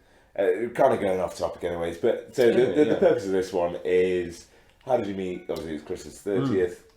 Yes. How did you come about meeting Chris? Mm. The Tate stuff was definitely worthwhile, just for humour's sake. So how did you meet Chris? And then a story that you've got about, or a nice memory you've got about Chris, or a horrible memory, either an entertaining memory of Chris. Is what we're looking for over the next sort of 5 to 10 minutes. Right. Okay. Then, well, this is going to be a long lot of mulling over. Okay. Yes. Anyway, sorry. How did you meet Chris? There's a lot of framing. So I met Chris through actually your present girlfriend Louise. I don't know why I'm still saying that. It seems quite funny. There's still present. She's present in the other room. That's what So I lived in a flat with my friend Nick, and then it was I actually moved out of that flat, but still come to Bristol quite a lot. And then it was I don't think it was me who she replaced, but the next person, Louise, then came into that flat, lived in that flat for about a year or so, and then we just ended up doing a lot of things together. And then Chris obviously came into the equation because I think we were at Hemel at the time. Your relationship was long distance, but then you wanted to come to Bristol. It was actually Nick who kind of through Nick and that base and various other things, you now live in Bristol, and then through that kind of thing, hang out with you a lot more. There's a lot of more Chris in my life. Yes. It's what drew you towards. I mean, obviously you know Louise. You like Louise. Initially, was it quite tenuous with Chris, and then it built over years? Yeah, I've seen Chris a couple of times, and then on trying to drive if I can stay through it. Like the initial kind of things, we'd seen each other like for a bit, but then it was like I can't remember exactly what happened, but it's just more and more. We then got to chatting, and then Initial impressions of Chris. What were your initial impressions of Chris? Initial impressions of Chris. I can take it, don't worry. Yeah. Initial We're impressions all of friends. Chris. He He was a guy. I don't know. I generally. My opinions of people form over quite a while. They're Great thing to do. Some people, they like boom, opinion done. Yeah, it shouldn't be And the I case. often find myself being in the kind of more like, I've seen a few other things there. Yeah. But yeah, I think friendly guy, nice guy. I think Wholesome fella. wholesome fellow. Yeah. That's a nice impression. That's a good first impression to give off, I think. Yeah, you like to organise good times. You like to. I would say you like to buy a lot of expensive things. Nice. Fair point. How much is your current bike, Chris? Yeah, it's about £8 grand. Yeah. I think what was it the other day? You were looking at Depressing. something to add to your pedals that basically had some Bluetooth connection to your phone that gives you stats on how you pedal your bike. I didn't even know such thing existed. That's a good point. Let's look at that tomorrow, actually. Yeah. Yeah, but I could just hear money just going ka-ching, ka-ching in the back of my head. Me too. Yeah, it's worth noting for me. So when I was in Hampstead a lot, I was in a long distance relationship. I was very good in the sense that I'd eat in every night. I was a bit of a hermit, I'd say. Yeah. Didn't really go out. I had a few friends. Occasionally I go out for a few drinks and stuff. I play a lot of computer games and stuff. I do a lot of work. I get things done. It was very regimented and very functional. That's a better way to put it. But I save a lot of money. So in that sense, it was good. But then I wanted to spend money on big, cool stuff. So I ended up buying cool bikes, going on a couple of ski holidays, going out and doing stuff. So that's exactly. Yeah, saving money. Yeah. You got to earn money to fucking spend it. Agreed. I completely agree with that principle as well. Saving money is definitely useful. That's crucial. But I've done it myself and bought quite a big thing from it, which was a race car. Fair play. Yeah, did racing for a couple of years. It still exists, but I'm now trying to buy a house. But anyway, more about Tay here. This is about Chris. Yes. I am an only child, so sometimes I don't know what I've said this already. That's interesting. The deviate back into the that deviation of here are my thoughts again. But yes, anyway, that's great, man. I mean, it's good that you know that correction. You're like, steady, right, easy. I got it. No, that's cool, man. That's cool. Yes. But okay, so best, I think a good memory or an memory. intriguing, Well, yeah, I mean, a nice, or a fucking horrible memory. Just an interesting. I don't. I mean, well, we've been on a recent ski holiday. Mr. Monks there was, episode. Yeah. So there was Mr. Monks for this one. There was lots of good times to be had. I think on the ski holiday. Lots of I think us doing some outrageous Italian accents on ski lifts. And I remember Chris saying "Mammi Papi" a lot, Mammi Papi, and that is an overriding good memory. Yeah, Mammi Papi, and we're just all like, "Oh, Mamma Mia, Mammi Papi," and then everyone around us is just like, "Who are these twats?" Yeah, pretty much. Yeah. So that was definitely a good memory. Brilliant. I was just thinking, what about the one where you guys went to Dublin and I booked a beautiful hotel for you guys? Yeah. That's. Let's delve into that, please. That's something that's probably traceable back to Chris is Good start. So I get a call. This is only a couple of weeks ago, probably a month or two ago, and get a call from Nick, who talks about Louise and Chris, you were all together and saying, "Let's go to Dublin," and I was like, "I've never been to Dublin before. Fuck it, yeah, let's do it." And then the problem was that I didn't know anything about the details, but it's just like, here are the flights, here's everything, and then end up paying more than I would do for like a holiday to France or something, which is fine. I mean, prices fluctuate. That's fine. Yeah. But we got a hotel, and it looked okay on the pictures. I'll give you that. But you get to the outside and it just says nightclub. Not great. You go, is this a hotel? Is this a... No, that is the door we go through. And then it is just, it's just like an empty room. It smells a bit of that bleachy smell. And then it's like, yep, your room is upstairs. We go upstairs. And then the next thing I see in the room is some ear defenders for everyone. Oh, no.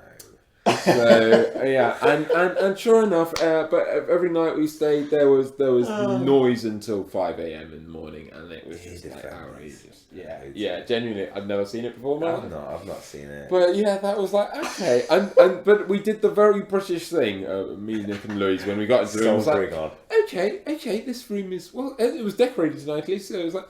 So this room's decorated very nicely. It's a very nice room. Yes, it's a nice hotel. Oh, these fit lovely. Yeah, it's lovely. Everything's lovely. And it only really, I think, on the flight back, we were like, that nightclub thing. Jesus Christ, I mean, what was going on? Yeah, it was so fun. I was in Canada at the time, so yeah, brilliant. You were in Canada. Was it horrible? Was it? Such a shame. Oh, great! Yeah, the great time. That's brilliant. Never stayed above a nightclub before. Never, I think, going to stay above one again. I think that's another thing that I will just check in the criteria of like. Hotels that I stay in is like not next to a nightclub. I think that's it's not usually like an implicit thing that you specify for a hotel, but I think it's suddenly gone up the list. But without Chris Harvey, you would never have known that. I would have never have known. That's it. George, you spun that the right way. Having the right value. That's it. Maybe there's a girl I'm trying to kind of get to know.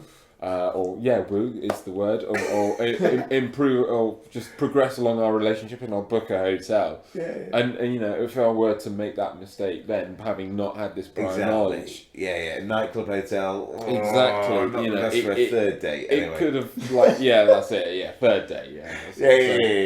It might brilliant. save me from destroying a future relationship. So you learned something. Thank you very much. You probably have to revert back to. Yes. So I'm just gonna remember this voice. This is what I sound like. These were the days. Right. Okay. I'll see you later. Thank you very much. Thank you. Cheers. Thank you. Hello. Oh, it's Chris. Welcome. Welcome. You take a seat. Take a peek. It has to be. You have to take a peek here. Cool. Okay. So just purely because the mic is only about 120, so it's fine. We catch about this. Right. So, do I need to say my name and where I'm from? Right, you don't have to. It's for Harvey's benefit. So Harvey knows you, so you can do whatever. Right. I'll start in a different way then. Okay. I met Chris through Nick. I probably would have never met him. Nick Frasenko. Yeah. Cool. Yeah, and I don't know. It was pretty good. It was pretty casual, because I remember, I think that first Christmas we spent together, you started making loads of jokes about my sister. You're like, oh, is he gonna be okay with it and shit like that? And I'm so say whatever the fuck you want. I don't really care. Nice. You could say anything and I wouldn't get upset. I'll be cool, man. Cool. It's just and I think what I was actually thinking about earlier, and I was telling the guys, is that. I've never seen someone be so passionate about board games in my life. Exactly what Elliot said, man. He's like, the board game motherfucker. It's if you theme that. The first time we played Escape from Colditz and Exploding Cat. Explosive or Exploding? Yeah. I was like, this is so fucking weird, but I'm enjoying it. It's something that not a lot of people come up with, but I respect that he took the effort to find something like that and make it so it brings people together. Exactly, and have the confidence to go, I know this is good, and I know you're going to like it if you actually listen to what I'm trying to say here. The research you did for the, what's this game called? The Resistance, oh, the fuck, man, this is genius. Because it gets everyone in the same room fucking shouting at each other, and no, you fucking spy. I love it, every game's different. It's repeatable playing, It is that last game where you had the spy, the Resistance won, and the 5 of you were adamant that you're Resistance members, and literally if one of you had been a spy, would have been the funniest story ever. You know what's the thing I found with this game? And even like when I was playing Angus and that other game, same thing when we were both spies together, just twisting everything together. fun. You know what I find really fucked up with this game, with the resistance, is that it makes you start to question how people are lying and like the fundamentals of reading people and stuff. It's horrible. Like when my sister lied that she was a spy, right? And I couldn't tell, because I for some reason I believed her. Oh, she's my sister. So I was a bit biased, And like when I found out she was a spy and I fell for it, I was like, holy shit! Like she actually was able to lie right in front of my face, and like it just went straight past me, and I'm like, yeah, I know it's just a game, and it's all fun, shits and giggles. But you think about it, and you're like, if that person can do this so easily, then it's fucking weird, because like it's saying a lot about a person. I feel like this game, it's just like some people are really fucking good at lying, and it's fucking ridiculous. You're right, mate. You are right. And like, but what I liked about the final game that we had tonight. Can I swear on this? I'm swearing all the time. But it's again, we can either bleep it out, and Harvey, it's up to Harvey if he publishes any of this shit. But what I really liked about the last game is that intuition thing that you, Jeff and Ang had. That was like really strong. Where you're like, I know Nick's fucking lying straight away. Wait, which game? The last final game. The one we played. The one we all played. Where it's like I was trying to be fucking the spy and trying to influence everyone. But the three of you was like, no, 100%. We know we're good. And you're like, wow, that's cool. And I was like, how do I get in between all that shit? Like, this is nice to see humans actually connecting when they know it's true. That was kind of cool as well, because it was you, Jack, and Gus, but I guess you don't know Jack or Gus very well at all. Yeah, I don't really know that. So I think that's one of the game reason I brought it, because you got to like you got a bit of connection out with them, because it was a bit like Angus and Jack know each other. Back on that. Angus and Jack know each other like from years ago, but then you've added into that like core of three then in that game. Like and I know, and Louise got involved. It was kind of cool with the Harry and for sure. Like I know Jack a bit better because I've met him before, like in Romania, and I've met him like with Christmas, and I've met him now, and like I've had a bit of like a lot of conversations with him about life and shit like that. Nice. And I felt like. But when we were playing that game, he was just a blank fucking canvas. Like I couldn't read him. I was like, "What the fuck?" Good, like it's so Jack's weird. Good at it. But with Angus, I was quite surprised at all the games. Like the first one, I couldn't really read him because I didn't know him at all. Yeah. But then the next couple of games until the final one, I was like, "Oh my god, I know he's fucking a spot," because it's just a bit obvious. Angus is an interesting guy. It's just the way, like his mischievous smile. It's like, I know you're up to fucking no good. He's almost too charismatic with it. You're like, oh, you're taking the piss a little here. Now, you are a spy. Like, no, there's something amiss. Whereas that last game, I was like, yeah, without doubt, you're what I really fucking liked about the last game was that I could instantly tell that he was like resistance, just because of the way he was much more enthusiastic, and I was quite happy that I managed to like actually read him in a way. It's like I just felt like you get a connection with him. It was very different from when he was a spy, and it's weird. It's it is. Fuck, we've gone well off topic. Great game, Harv. I mean, the definition of Chris Harvey for me is board games, Christmas, and that's awesome, man. Like the fact that's really impressive, actually. Like I remember the first time I came to Nottingham for the Christmas, it's like because actually when we were playing Truth or Dare in the other room, I got asked this question of like, what's your biggest regret? And I couldn't answer instantly, but then I put a bit of thought into it, and it is one of my biggest regrets, but at the same time I thought it was necessary. Cool. Was leaving all my friends behind in Romania to move here and to start fresh and to all that shit. Yeah. And like when I met my sister's boyfriend and we got to Nottingham and I met Chris and all that, it's quite cool because the way you make friends just out of like the most unexpected ways possible, like it's fucking weird. Like this really fascinates me, like connections between people and how you can just create them out of nothing. You know, today I could not know, like I don't know, this guy that's like living somewhere, and then the next day we're like really connected. You staying on his couch or something, like what the fuck? Yeah. Did you find that with Harv pretty easy? Like like I feel he's quite like he just says it and like how it is. He doesn't really. Don't beat around the bush. Just say how it is, and I'm a pretty open book generally. It's the best way to be. See, that's what I like about people. The people are really real, and like you can like completely relate to them without them like trying to hide anything. Because then it's like you don't really have that genuine connection with them. Yeah, I know what you mean. Yeah.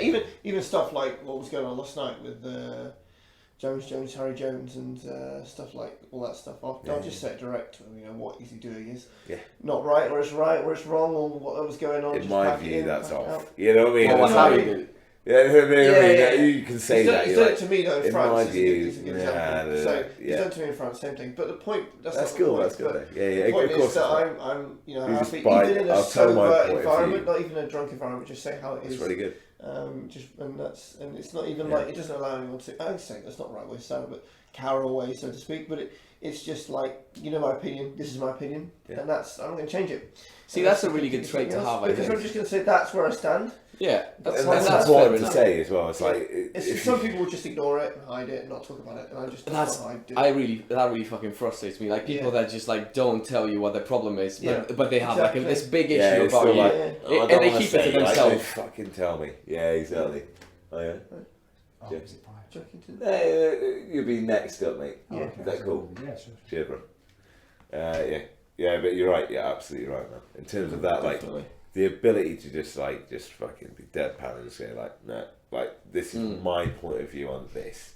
I'm being very honest and open with you here, and do argue against it, please, by all means. Absolutely. And you gotta respect that, because like with all these people that we met here, like they're all like, at the end of the day, they're all really good people that you can like actually have a conversation with, and it's really interesting. Like, yeah, you might relate to some more than others, but like you might agree to like into specific topics more than like different ones, or like you might disagree all the time. But at the end of the day, you do speak the truth. Like, it's just a matter of how you like accept their opinion. Agree. And, like, yeah.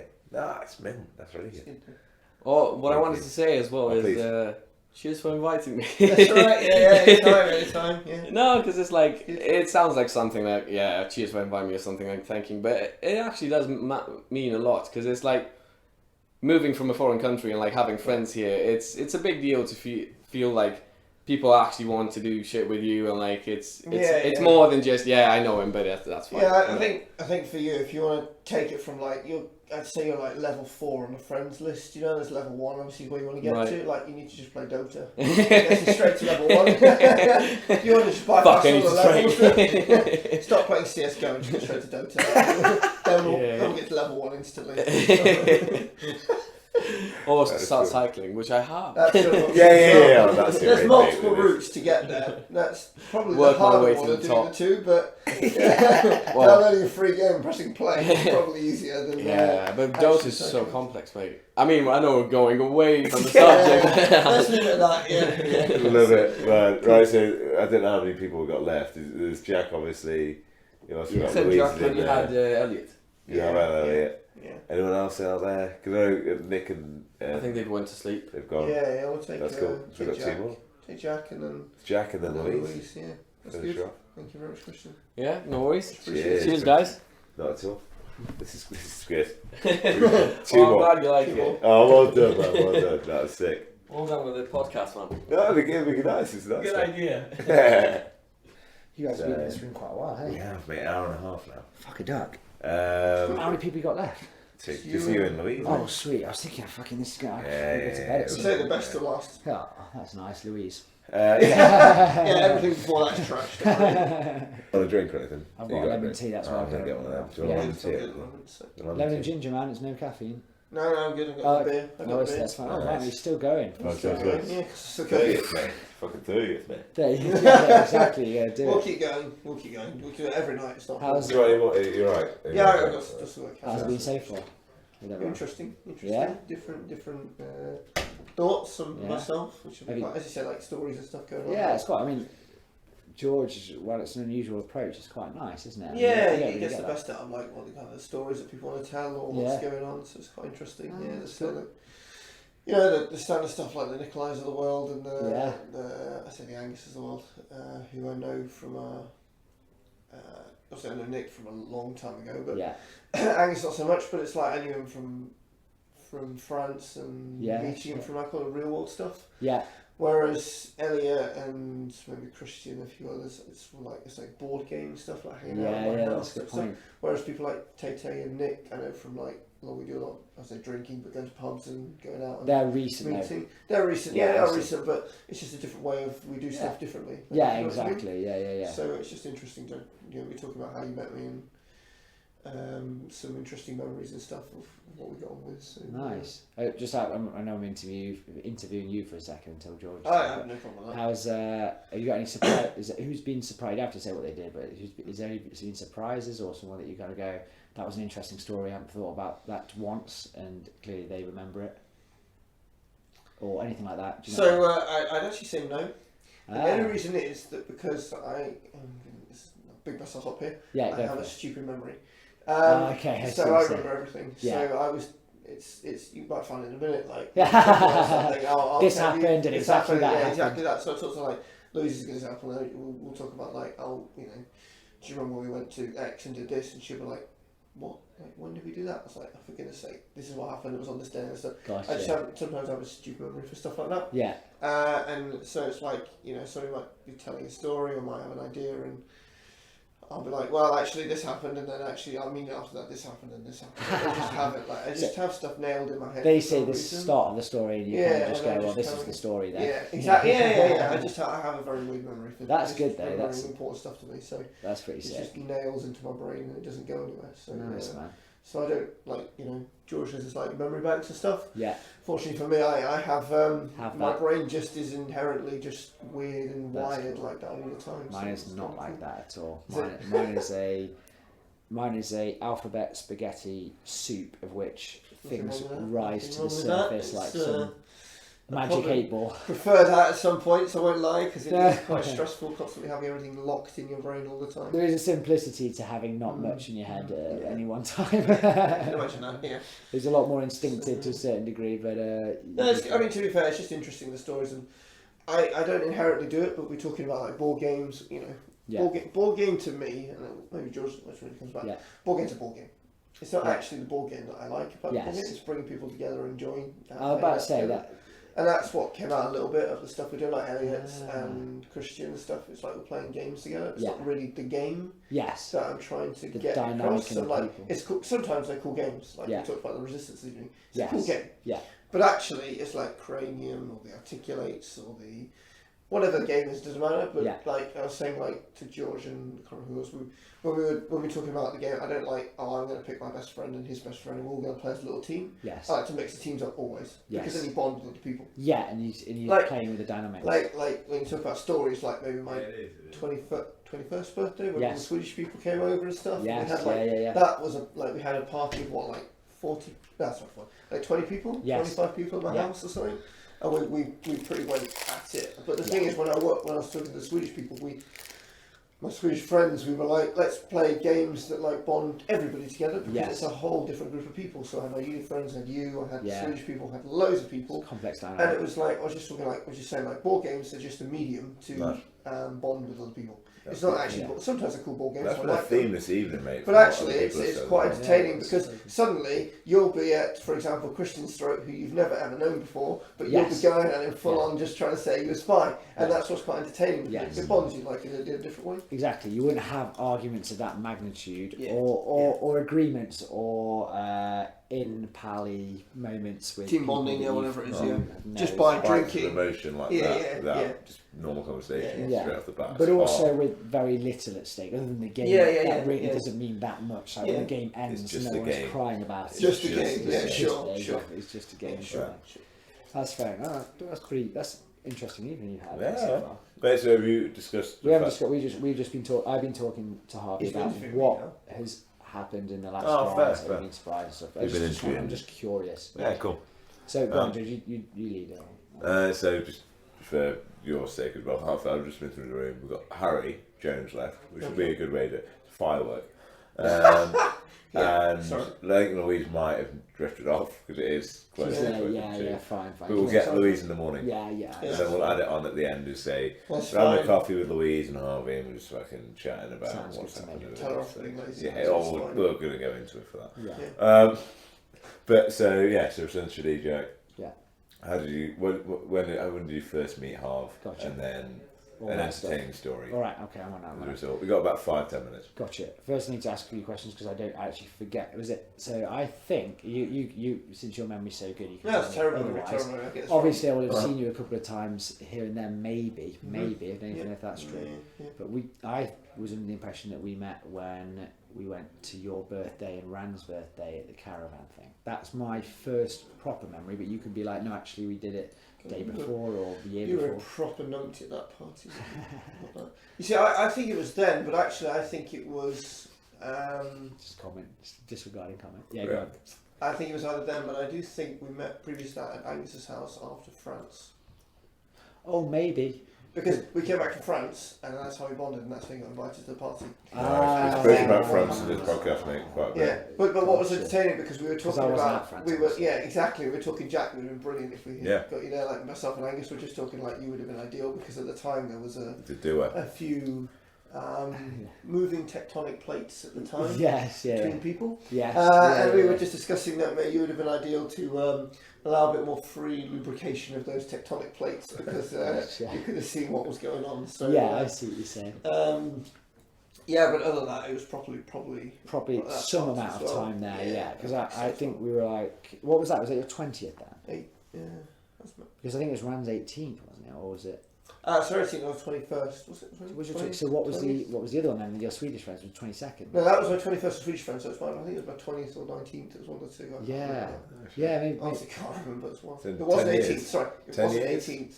Because were you with Louise at the time? Yeah, it was your 19th. It was your 19th. I wasn't actually Louise at the time. You were, so it's less than 10 years. Yeah. No, it was your 20th. It was 20th. And the reason I know that is because when I was 18, I was in hospital. Yes. With appendicitis, and then, as you said, like 20th. Because I remember my first 2 years younger than me, she was 18, Yeah, and my first trip was 18 going to 19, so when I came back, I was 19, I'd missed France, and Harvey was older than me, so 20th, that's how I'm saying it. Great, so I don't know why, I haven't thought about that. So when I then met him at the... What was your first impression? After that first encounter with Harvey, after 3 or 4 hours with him, what did you come away with? When I first met Harvey, he was between... Rand and another girl, and I thought, oh, okay, this guy's a bit of a player. Obviously, time told that nothing was further from the truth. But, but he seemed very relaxed. You were going to the gym a lot, and we talked about that a bit.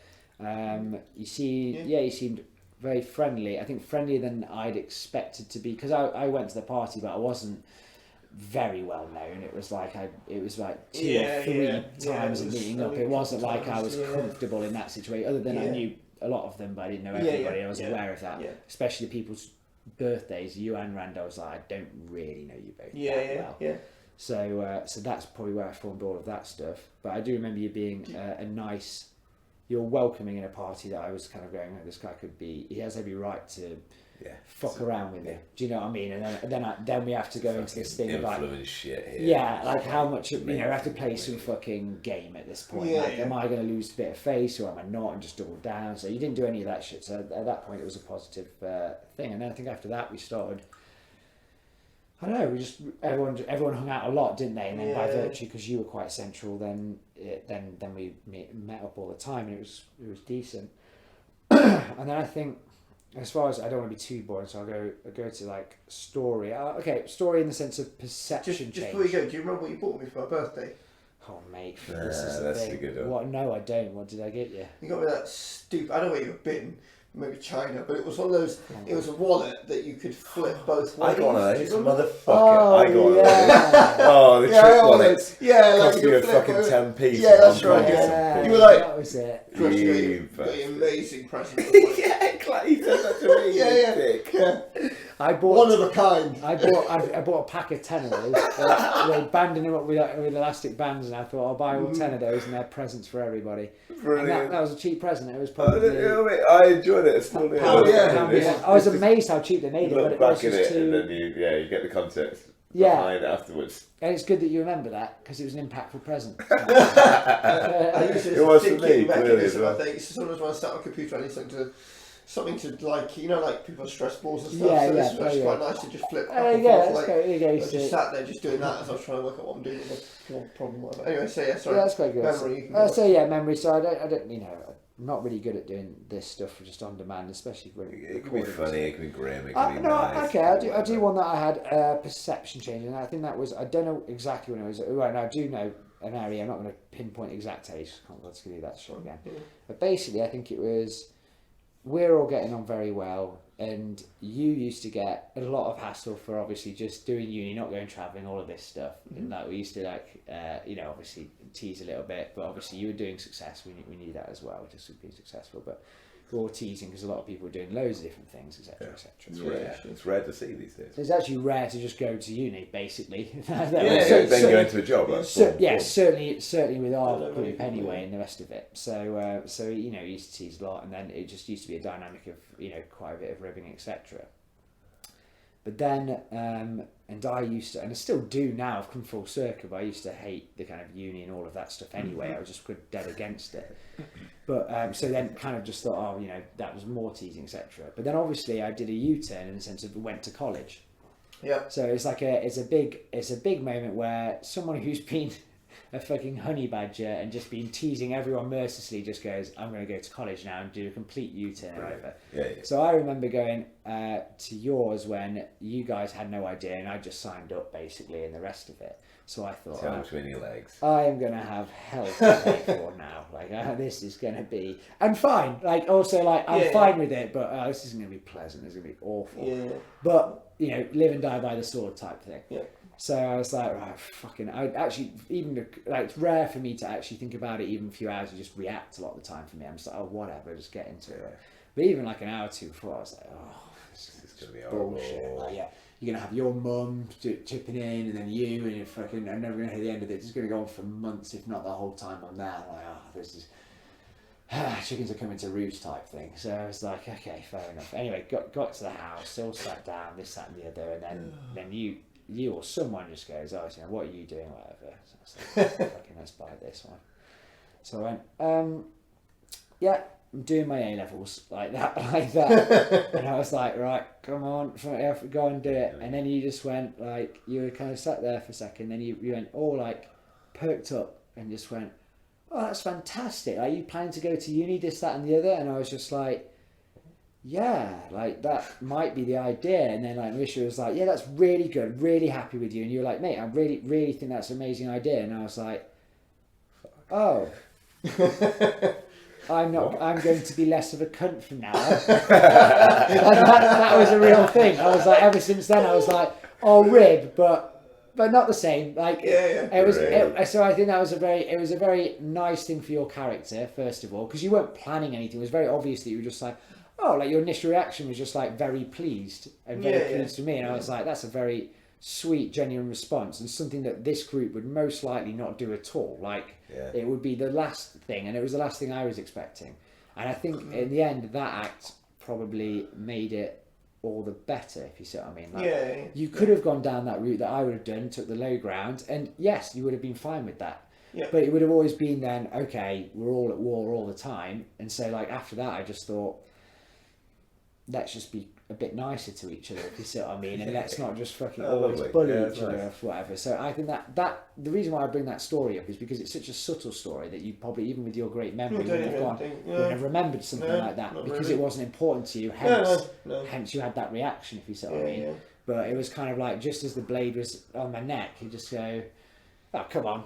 Give an old hug like type thing. You're like, oh, Jesus. Thanks, like. Mate. So yeah, so I think that's my story in the sense of it's a subtle thing, but I do think for me it changes the dynamic. Obviously, once one person starts to go, oh, I'm going to act in a different way, then everything kind of just makes it easier. So while there's ribbing, it's like not to the same kind of like, you fucking that's right. The egos are working with a man X, Y, Z. All the egos are down. Yeah, exactly, all of that. So I think that's my like short story that wouldn't have come up and probably wouldn't have known of if you see. No, I don't think so. No, that's a really good one, man. Do we like that story? story? Very good. Yeah, really like that. Like, yeah. I wouldn't have thought that at all because.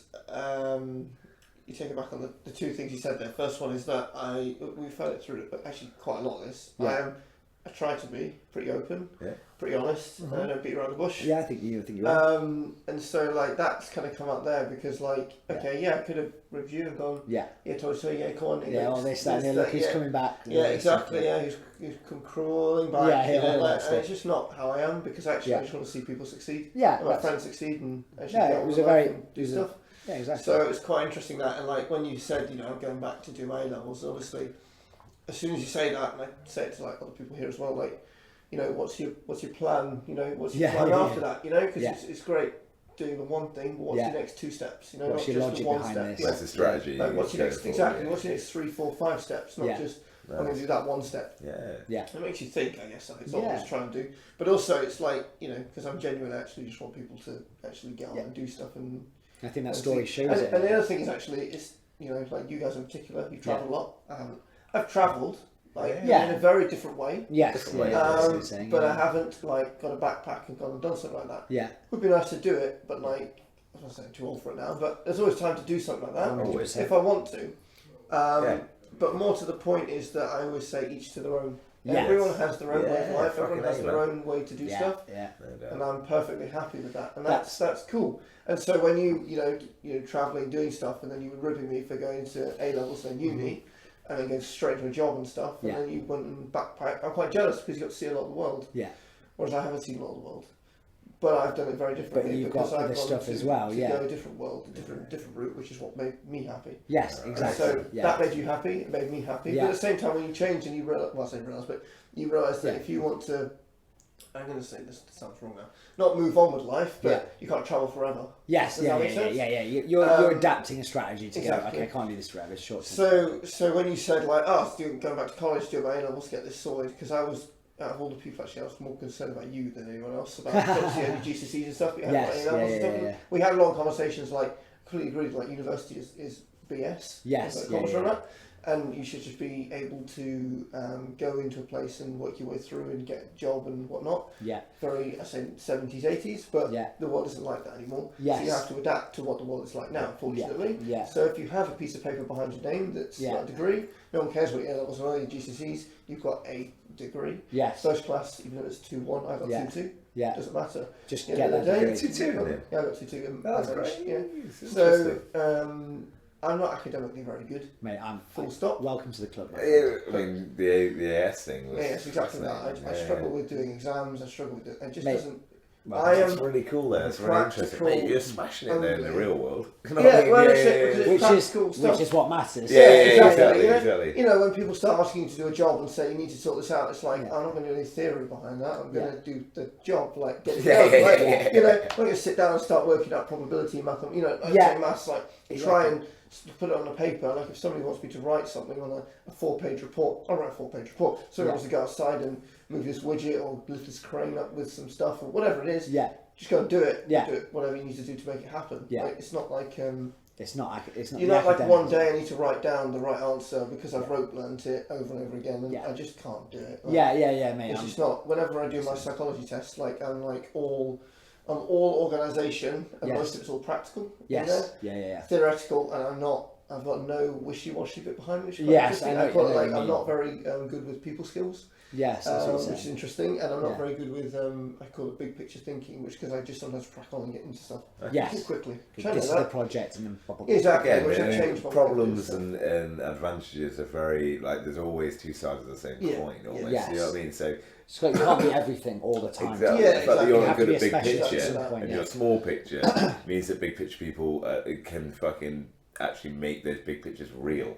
Yeah, you're a doer, which is, and there's lots of thinkers, but you need doers at the same time. Like you need the balance. Exactly that, and I feel like I'm a doer, but I'm a doer who actually understands problems and what's going on. I'm not just going to go and anyone can sit and write an Excel spreadsheet, but it's why are you writing an Excel? The strategy behind it. Exactly. What's the benefit of doing it? I can write a Word document to do this, but why am I doing it? What's the point? So stuff like that. But in general, in your case, because when you travel the world in GCSEs, you haven't done your A-levels, you went to uni and stuff.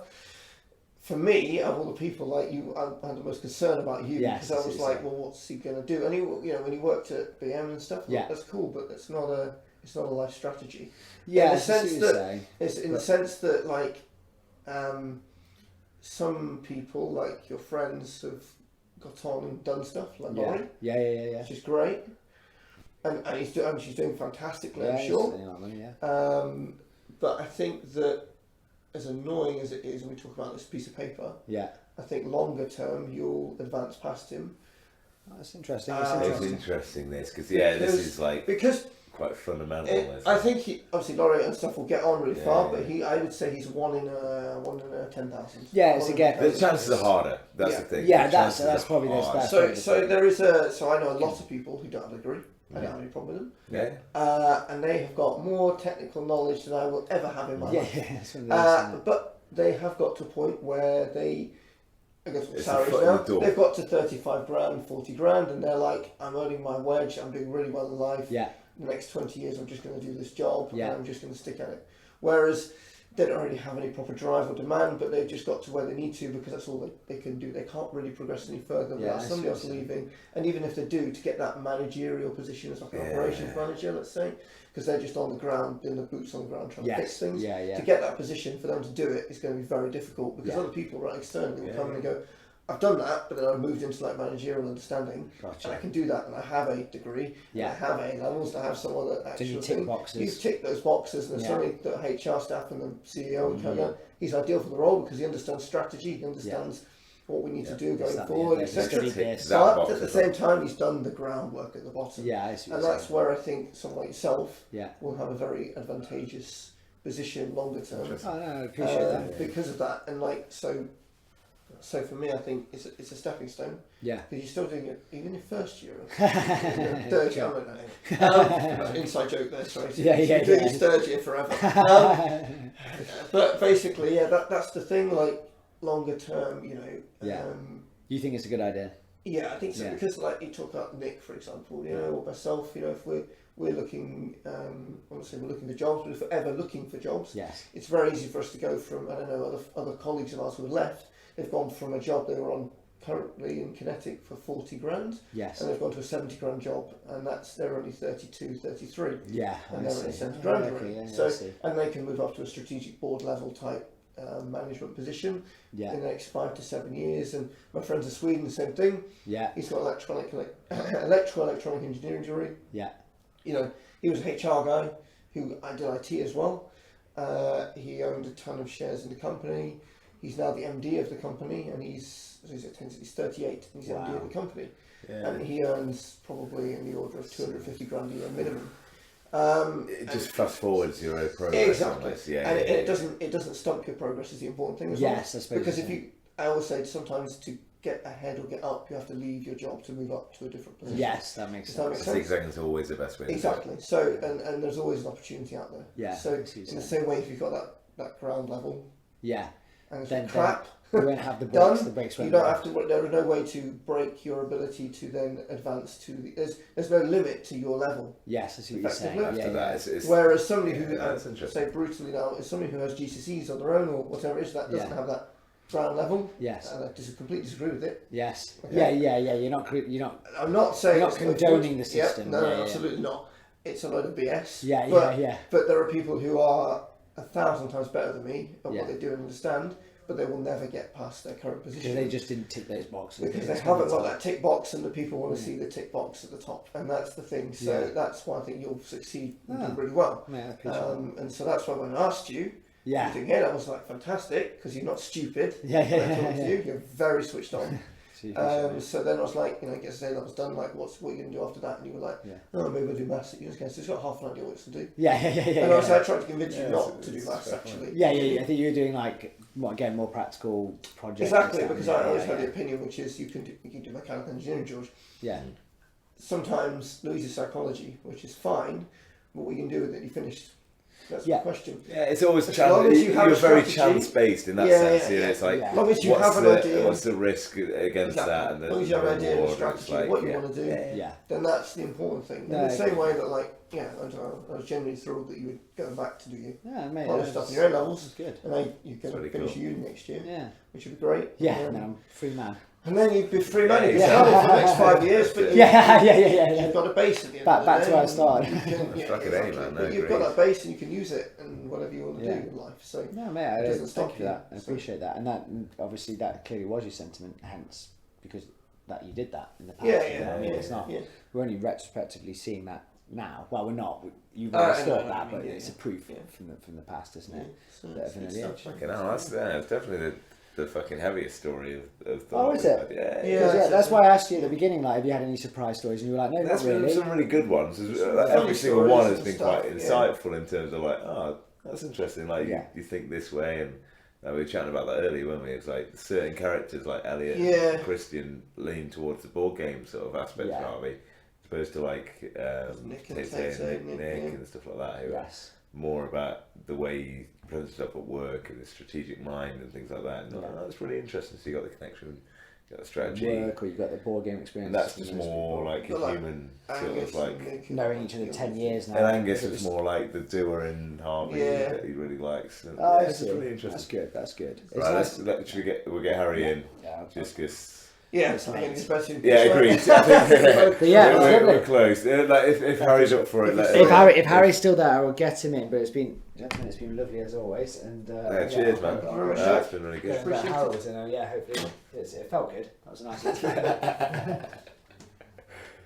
One to go. And if Louise is still awake, then I'll be amazed if she's. I will. We've done really well. She's normally in bed by 10 a.m. 10 p.m. It's one of these where you can just listen back in 10, 20, 30 years and go, oh, that was cool actually. I remember when I was in my 30th and we did that. It's like, it's still worthwhile, even if it's tiring now. It's like, actually, I'm fine, like, I'm not too worried. Yeah. How to sleep on the sofa. So we'll cut it there then. Yeah. I think that's probably the end of it. And then in the morning you could probably call Harry. Oh, we should definitely. We'll grab Louise in the morning. Yeah, no doubt. Nick's got to think about Harry. We could. Yeah, Harry would be quite on form, I think, probably in the morning. Yeah, cool. Awesome. Right, pause it there. Yeah, excellent. Great job. Right, set this one. Okay, we're back on air. So it's the day after the night before, isn't it? Yeah. We've got through 2 hours of this last night, and everyone but three remain. That's it. We'll try and rattle through. We've got 40 minutes till we get kicked out of this place. So. Better keep it short and sweet. Who's first up? It's Paola. Hello. So Paola, a little intro on yourself, and then myself. How you met Chris Harvey. I am the girlfriend of Chris's boyfriend. That's actually a good way That's of putting a very it. I like good that. I first met Harvey 5 years ago when I came over to his house and befriended his mother. Because I made the bed very well. Yeah, I made the bed very well. So that's a great in. I can imagine that's a very good in. Well, that's what I. Yeah, you did. Yeah. Excellent. Still in touch with Harvey's mum? Yes, every single day. No, she gives me cleaning tips. No, Richard's sweet, but we don't talk as often as we should. Oh, okay. Interesting. So, obviously, you've known him, 5 years? Yeah. First impressions? What were they when Nick sort of introduced her, this is my boyfriend? I was like, what do you see in him? That's what I was asking Nick. Yeah. Why are you so attached to this man? Yeah. And have those questions ended yet? Or are they still in the back of your mind? It's a work in progress, like you continuously question that. But he's growing on you? Yeah, he's growing on me. I can see facets of Chris that really warm my heart. Ah, that's beautiful. That is beautiful. Story-wise, any anecdotes, any standout moments? There can be a grim moment, a funny moment, sad moment, heartwarming moment, or just a weird moment where you went, that is a bit odd. Have plenty. Sure you do. Sure you do. The worst interviewee, I can't remember. Let me see. No, it's fine. I think Chris is pretty sensible.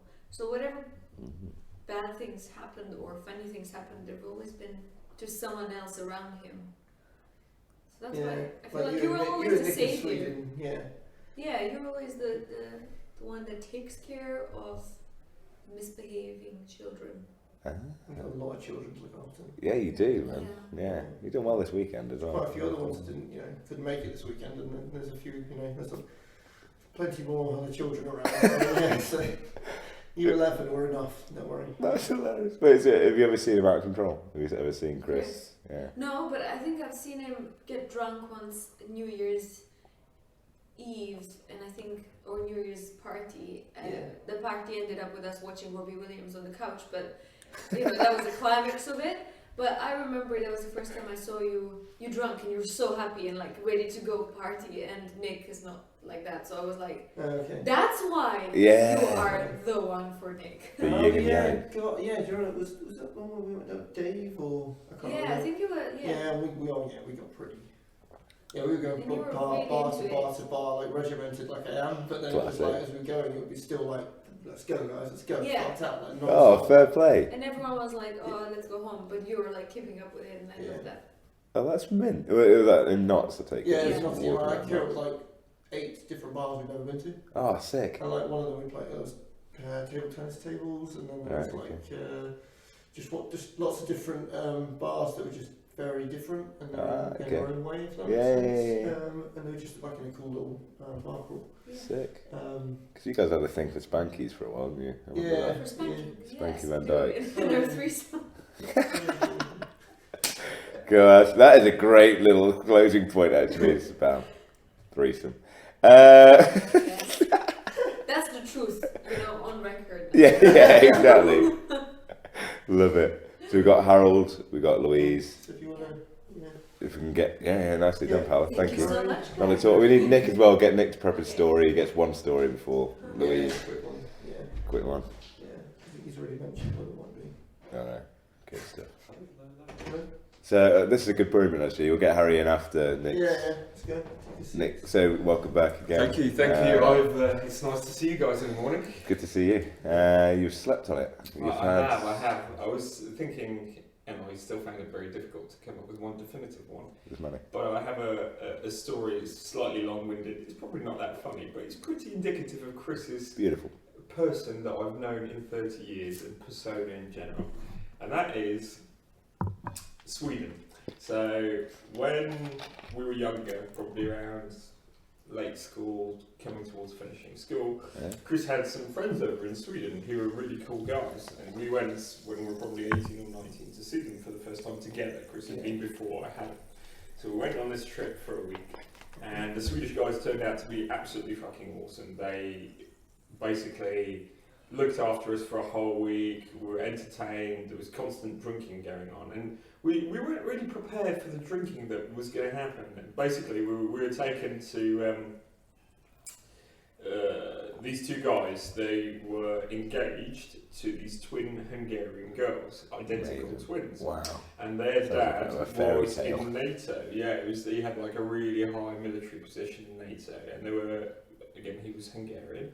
So we went over to their house, and they had this massive wooden kind of jacuzzi hot tub type thing going on, and loads of beer, and they were going to do this big barbecue, and this was this nice afternoon. And we were introduced to some nice Hungarian liquor called Palinka, which was freaking horrible. We were introduced to snus as well, which is like chewing tobacco that you put on the inside. Oh yes, yeah. It gives you a really strong hit, and then it just disappears. All while sitting in a very warm tub, which doesn't make you feel any better. Oh God! And then someone had the genius idea after all the alcohol was consumed that it was time to start drinking mixers. And in Sweden we mix 50-50 because that's how we roll. So we had a bunch of these mixers. We got home feeling absolutely drunk and terrible, and so on. The next day, me and the guy whose place we were staying at, who was emo, we didn't want to drink. Our stomachs were completely upset. We just wanted to crawl into a small hole, never to come out of it again. Chris, on the other hand, over here, was happily going, what are we drinking next? Really? Shit. So that entire week, I don't think there was a single day that you weren't drinking alcohol. The attitude was full on. Yeah, so I've been to Sweden now maybe 12, 15 times. Okay. Normally go for a week. I've been to some short, long weekends, but mostly a week in the summer or a week in the winter. Okay. And every single day I'm there, I end up drinking every day. Wow. The whole week. And every day, like 10 beers every day minimum. Yeah. Like 10 cans of beer or something. Just every day. That's amazing. Done that every week. Well, mate, fair play. It's quite funny. Yeah, it is. Even on days when I've been flying back, I didn't obviously get a bus or train, but I've been flying back, I get on the plane, I'm like, like at 8:30 at night, and I land at like, I don't know, 9, 10:30, whatever it is, and then I'm just like get home at like 1 o'clock in the morning. I'm not going to go to work, and I'm absolutely like hammered. It's quite funny. That's hilarious. Was that the one where when we got back home, Carolina, it was the last bit. Yeah, so we had 2 beers left, and I was like, "Oh, you guys, I've had quite a lot here, but you guys, I'll let you guys have the honorary last 2 beers that we had left." Beautiful. And so they drank that, and that tipped Nick just over. That was enough for me. I was like, yeah, that makes me perfectly happy. Okay, yeah, nice. This is pretty good. So obviously Polish, Russian. And who's the better drinker? We're different. I think we like different things. Chris likes beer way more. Yeah. And I think you can handle your wine better than I can. I can't drink a lot of wine. Wine really gets me messed up. I prefer spirits. Okay. It's a spirit wine, So we're really getting a night out, because if we have too many beers left over to drink, I can finish the beer. And I can finish the spirits. You can give it the vodka. So. Oh, that's a great combo. We've never actually had drinking competitions ever between us. I don't think we have. Most people are passed out by the time we So we did like, during that's the hilarious. fire at Jez's house, we had like 15, 20 people. Yeah. And we were playing this, and I was in a rock and hard place, had like Louise, and it was Michelle next to me, and they were making me drink tons, and I must have drank like 3/4 bottle of vodka, I kid you not. We were going out, but obviously people like Dave were like, right, I can drink you on the floor, and he was like going for it at the same time. He was passed out like 2 hours into this. He learned his lesson quickly because he stopped competing after all. Lovely course. We were going till like 2 a.m, 3 a.m, and people were like finishing like midnight, just like, we can't do it anymore. We can't. We were like, keep going, guys, more mixes. And that was. Do you remember when we got Dan drunk off like 3 drinks that we made him, and he fell asleep in the jacuzzi and woke up the next day completely wrinkled out? He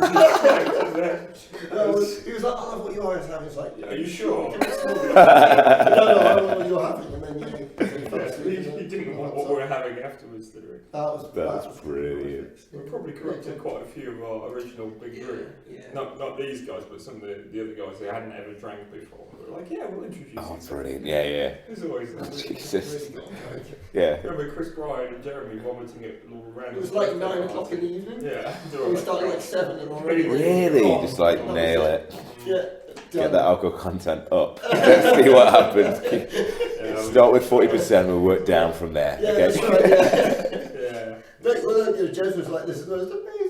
He went off completely. Amazing party. Yeah, okay. It was pretty funny that. We had like little caravan type stuff, and we were going from place to place to place, and they were pretty hammered. So.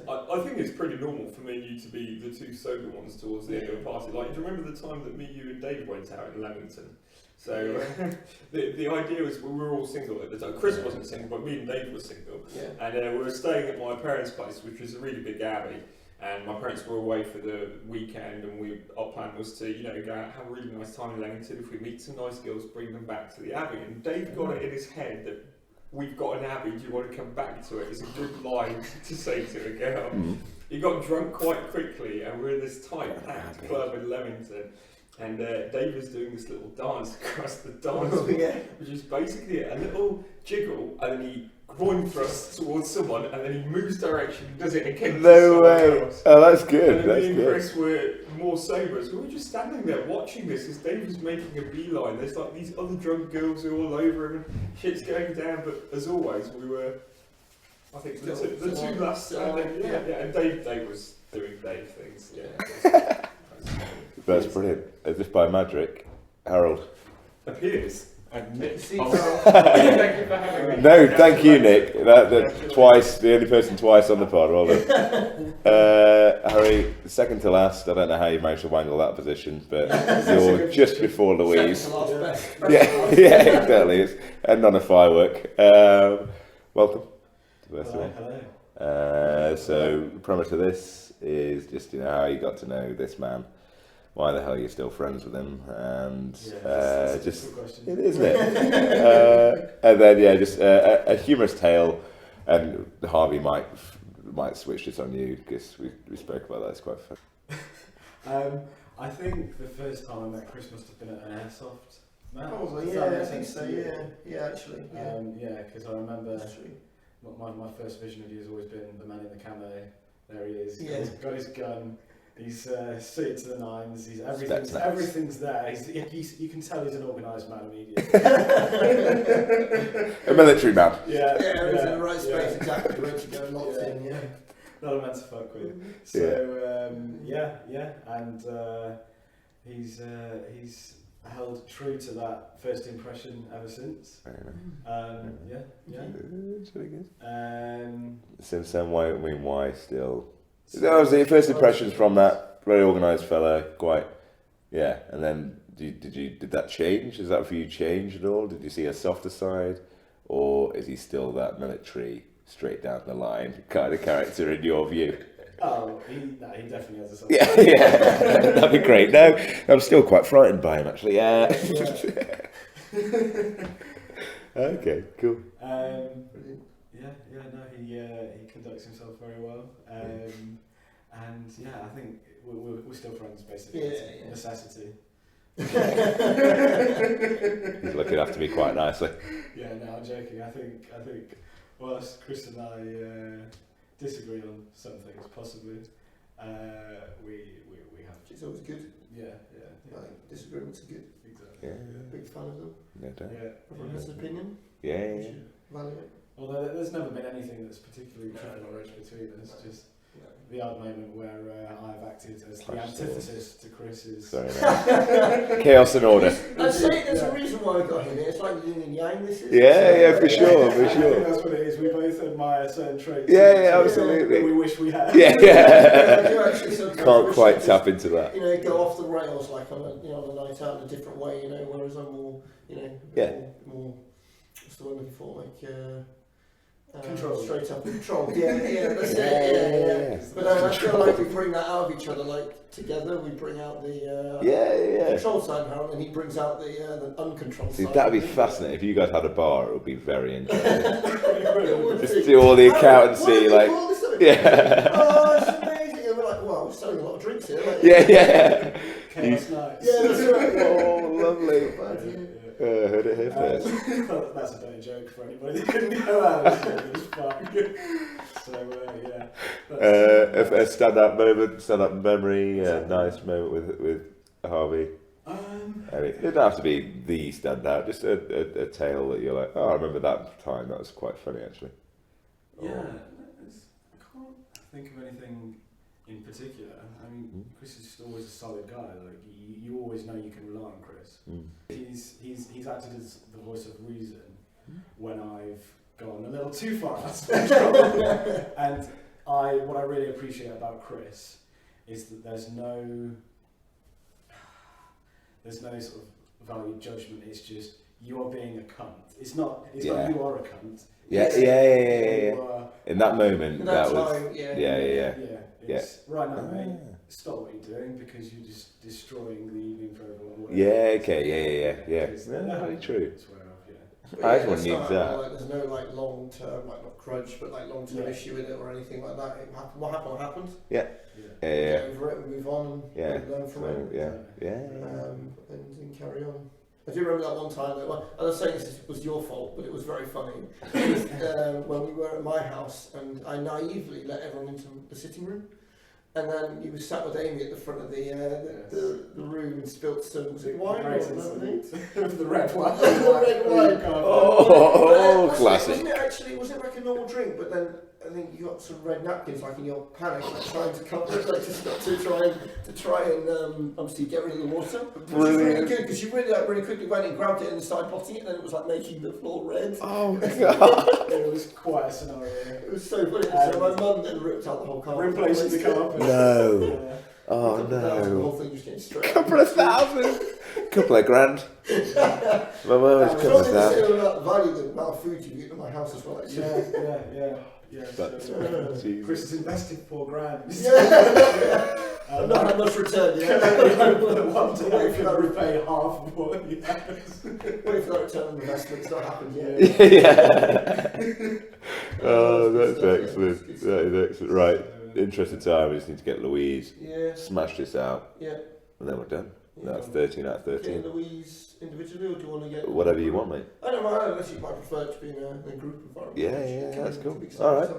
Should we pause then? Should we pause it there? And then we'll get a little group interview with Louise, and we'll just interrogate how the hell you've done a decade together. It seems remarkable based on the last 2.5 hours of footage. So, our live studio audience for the first time. But it's good. Pressure's on you now. It is a little bit. I don't know why that's the case.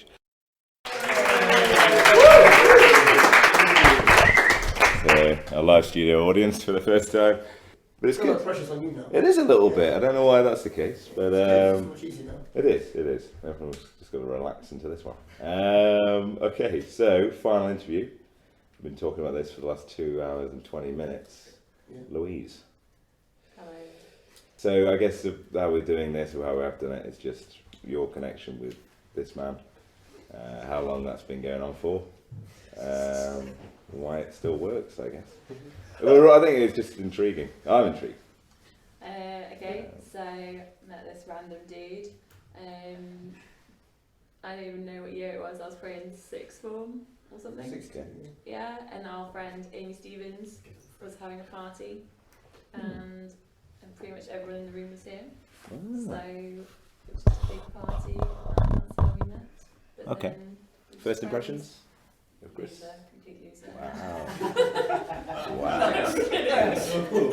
Honesty. No, I don't know. We just started talking after that, and then just kept meeting up and stuff. So it's not very exciting. No. It's interesting. And so how long before that first initial encounter until you were like, alrighty? A year or so. A year? Ah, okay. Like we were just friends for a bit, and then. Oh, that's nice. Yeah. There's still hope for people out there if you're in the friend zone. It can take a year. Well done. Yeah. I feel like go from the furthest point down the worst point to be, and then try and get to obviously that end zone, you know. It's pretty good going, you know, rather than just straight to the. You just wait for the question. So okay, lowest and highest points over those 10 years. I'll leave that one hanging. That's a hard question. Tense music playing. Yeah, we'll edit some tense music into this point. Highest point would probably be when we went to Paris. That was good. That was like our first trip, which was good. Oh, We're getting So, out yeah, for 3 months now. that was all fun. downhill from there. Yeah, that was a long time ago. Lowest point, I don't know, just inevitable moments when everyone's really stressed and like long distance thing and just that kind of stuff, and not having time and pressure and stuff. Okay, Just so no generic. like stand out like. Yeah, nothing stand out. That's nice. No That's massive good. dramas. Like my parents coming to the house and painting the garage a different colour. That was a low point.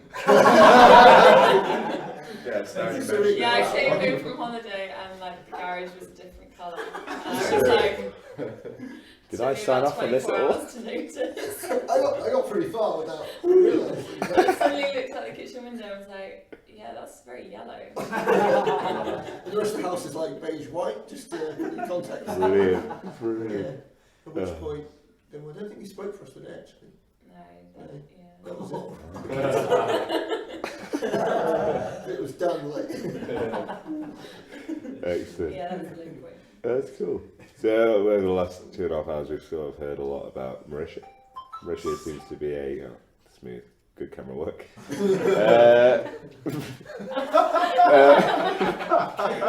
Marisha seems to pop up in quite a few stories.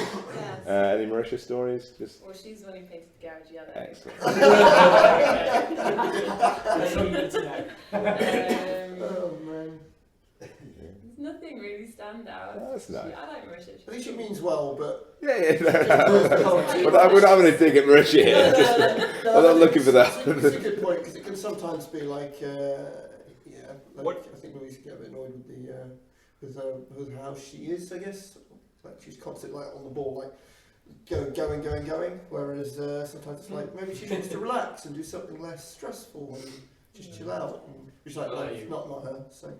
What about the little baby Jackson story when we're all around the dinner table? And little baby Jackson was on Skype, and the godfather, aka Marisha, came over to the table. We're all at Chris's house. Okay. We're all sitting around like we are today, around a table doing something. And in walks Marisha, and she looks around, finds the girl in the room, looks at Louise, and goes, "Do you want to come?" Well. Oh, yeah, but she ignored you. She went straight for Louise. I went, "Do you want to come see little baby Jackson? He's on Skype." So my nephew, Chris's nephew. Yeah, why not? And Louise is like, no, okay, fine. And Marisha, not taking no for an answer, comes closer to Louise and goes, "But do you want to see little baby Jackson?" And Louise goes around and goes, "Okay."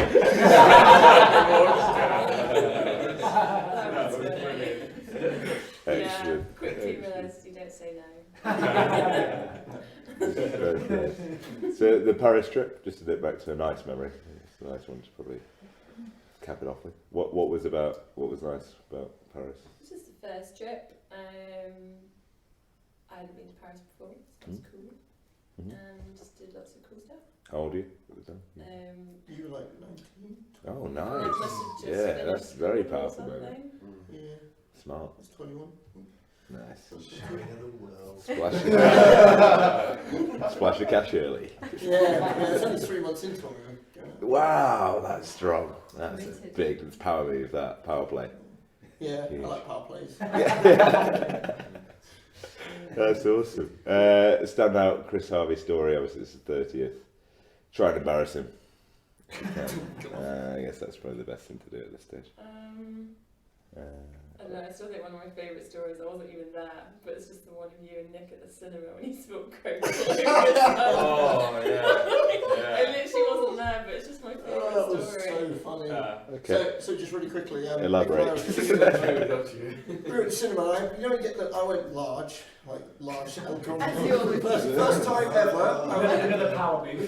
With a Grande Coke, and it's like a 2-litre one. Anyway, so they're these big paper cups, aren't they? Yeah. They're like absolutely massive, absolutely stinking massive. And so, we'd always go. Yeah, so I was just sat there. I was like, yeah, I'll put it down, and then you, for some reason, decided you'd pick it up and put it over my crotch area and just sort of go, "Oh, it might spill, it might spill." And then I was like, "Stop this now, it's not funny." At which point he squeezed it too hard. The top came off. All the liquid imploded. All the liquid went up. And I kid you not, I've got a photographic memory of this cup, him holding it and just crumpling. And I'm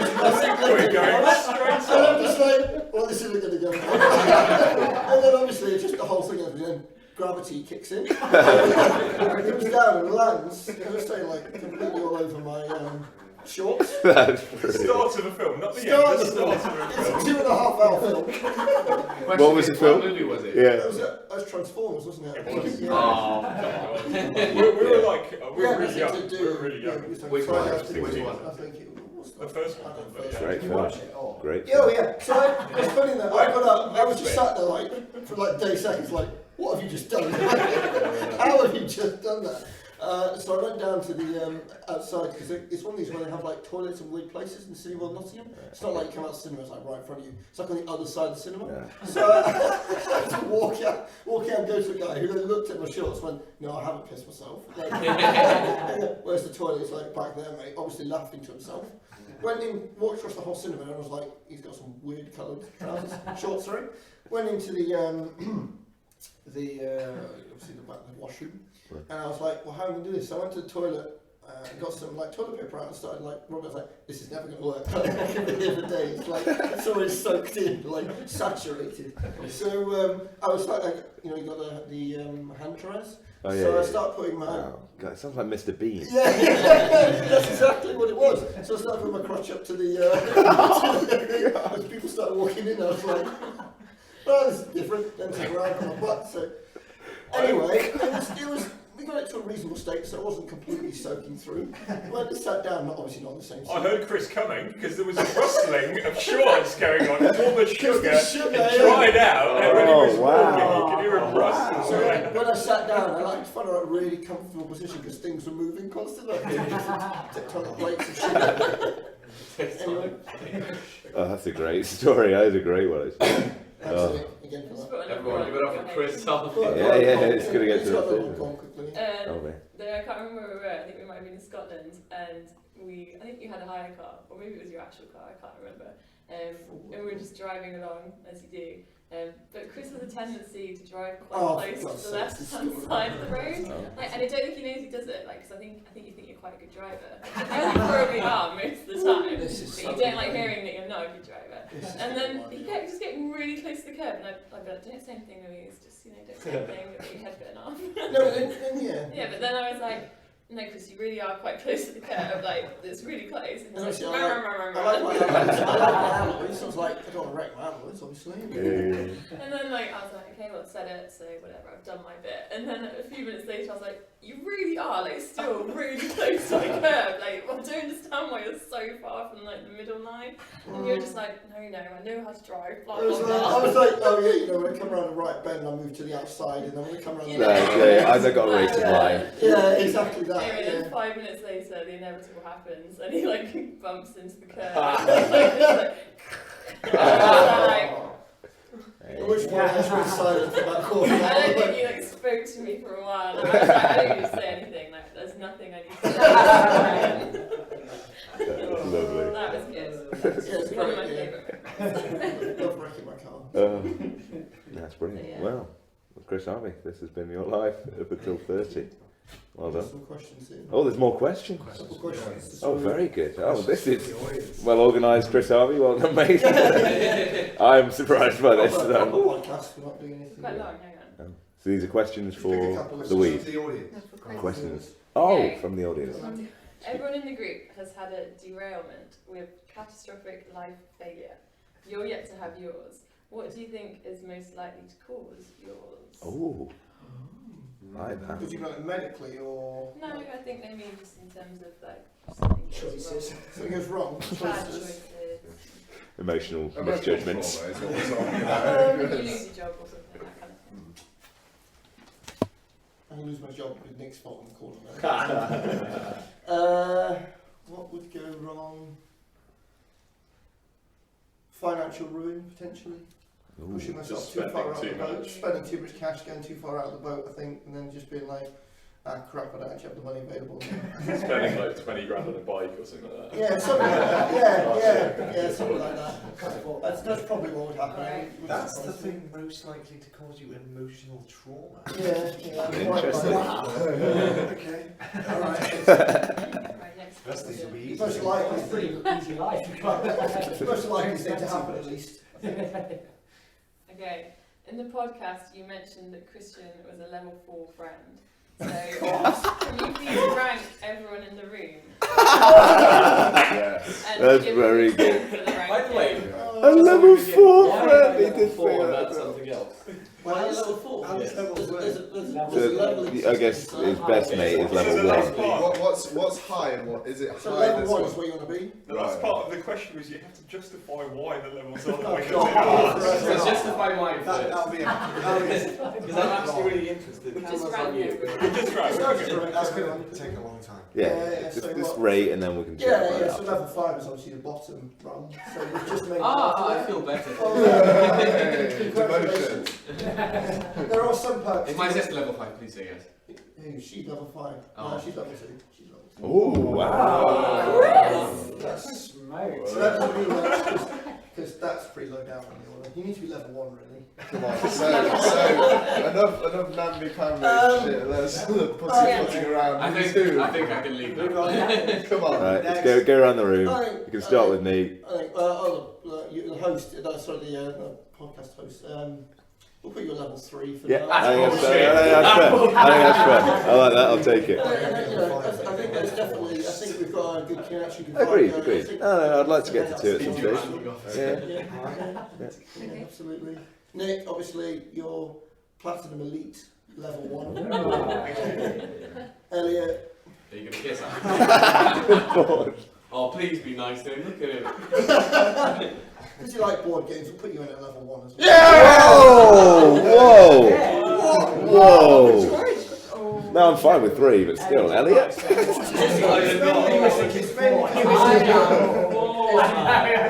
mainly the revelation yesterday about his ginormous penis size. There you go, I've got it in the podcast for you. I don't video. Nicholas,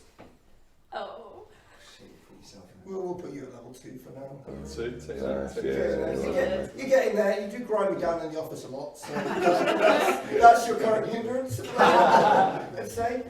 Harold, you see your maverick status. It depends what You bounce between 5 and 1. Yeah, exactly that. Yeah, right now I'd say you're probably about 1, but then what might happen is in about 20 minutes you might jump straight to a 5. Oscillate. Fucking it. Not 3, not 4. Louise actually doesn't get a status. She's on a different level. It's not good. It's not good. There was a mix between R's and O's there. So we leave her out of that one. Jackington, level 1. Just about. Just about makes it Scraping it. Yeah. Elliot likes board games. Yeah. Actually, come at different levels within level 1, actually. No, let's just leave it. Angus obviously level 1 as well, definitely, I think. Yeah, absolutely. Yeah. Especially with the spy games yesterday, when we took it up a notch. Which is pretty cool. Exactly. And Dede. Hello. I don't want to racially discriminate, but I'm not a racist. I'd put you in the level 2 category. Who the fuck is 5 then? Everyone's 1 and 2. If there was a 5 in the room, I'd be annoyed, mate, to honest with you. Why did I even You're your friend. So I'm the extra luggage for this whole. I wouldn't put yourself down like that because you've got. Who's 5? Is anyone 5 on this earth? On this earth? All the people newbies. outside that are not here. Yeah. Loads of people on 5. I'm sure there'll be plenty of little 5. Who else is 4 then? It's easier to. You're in your own category. That's another way to look at it. I'm exiled. Next. Next question. That was good. That was good. Well, this hurts. Marisha and Louise are both drowning in the ocean, and you can only save one. Oh my god. That's the worst question ever. I take Louise and actually. What's funny is. Wait. No. Let's explain. Let's listen to the logic. What's funny is it's not the exact way that my mum's spoken about it. That's weird. She understands that she's second choice. Oh, wow. She said it to me. She's like, I know I'm second choice, and then she's like, yeah, but I know you're second. I was like, and then she's like, no, you're second choice. Then she goes on for ages, like, but I know really in heart that I'm actually number 1. Anyway, it's one of those things going. So I'd pick you, Louise. Yeah. Oh, that's nice. Categorical. But you wouldn't pick me because I'm level 4. You're out of the frame. You would let me fucking drown. Fucking yeah. Right, I thought this one's going to be a horrendous question. What are your top 3 nicknames for Louise? Oh, nice. Sexy nicknames, that's what we want to hear. That wasn't written actually. Yeah. I can't imagine. That doesn't matter. I'm trying to call you now. Naughty. Great. Beautiful. You call everyone that. Yeah, you I've do. got a good, a level playing field. Everyone is a numpty. Yeah, but I'm not. Except for Christian, he's a different numpty. I'm just trying to think what nicknames I call you now. Don't really have nicknames, do we? Baby bear. No. Oh, yeah, go. There's a good one actually. What do you call it? You call me Boo Bear, but what's this one? Oh, now it's coming out. Baby Cakes is a classic. That was years ago. She calls you Boo Bear. I'm called Boo Bear. Christopher Robbins is a good one. I don't really have other. Christophales. But this is not the question. I'm trying to get out of it. Just giving Christophales is quite a powerful one, isn't it? So it's like some kind of Greek Yes, era. Christophales. Yeah, pretentious, like. Otherwise, sorry, hot cake was one years ago. Hot cake. Yeah. Hot cake. Yeah, a little hot cake. Where did that cake go? It's only in Paris. It's all downhill from Paris. Brilliant. I think that's probably That's good. Any more questions? So in phone, most people have like their girlfriends and have a different name or whatever. I don't even give her enough respect here. I don't even put like hot cake or lovely girlfriend. Literally just LD. Do you know what that stands for in medical? Shorthand. Learning difficulty. Yeah. It's about right actually. Without it down, yeah. Brilliant. Oh, that's excellent. Any more questions? Any more from the floor? Is there any more? No. I have some questions that I would love to ask, but they will remain unasked. No, come on. I think we can get one wild card question. Choose between No, yourselves. Who do you want to put that forward? This question for many years.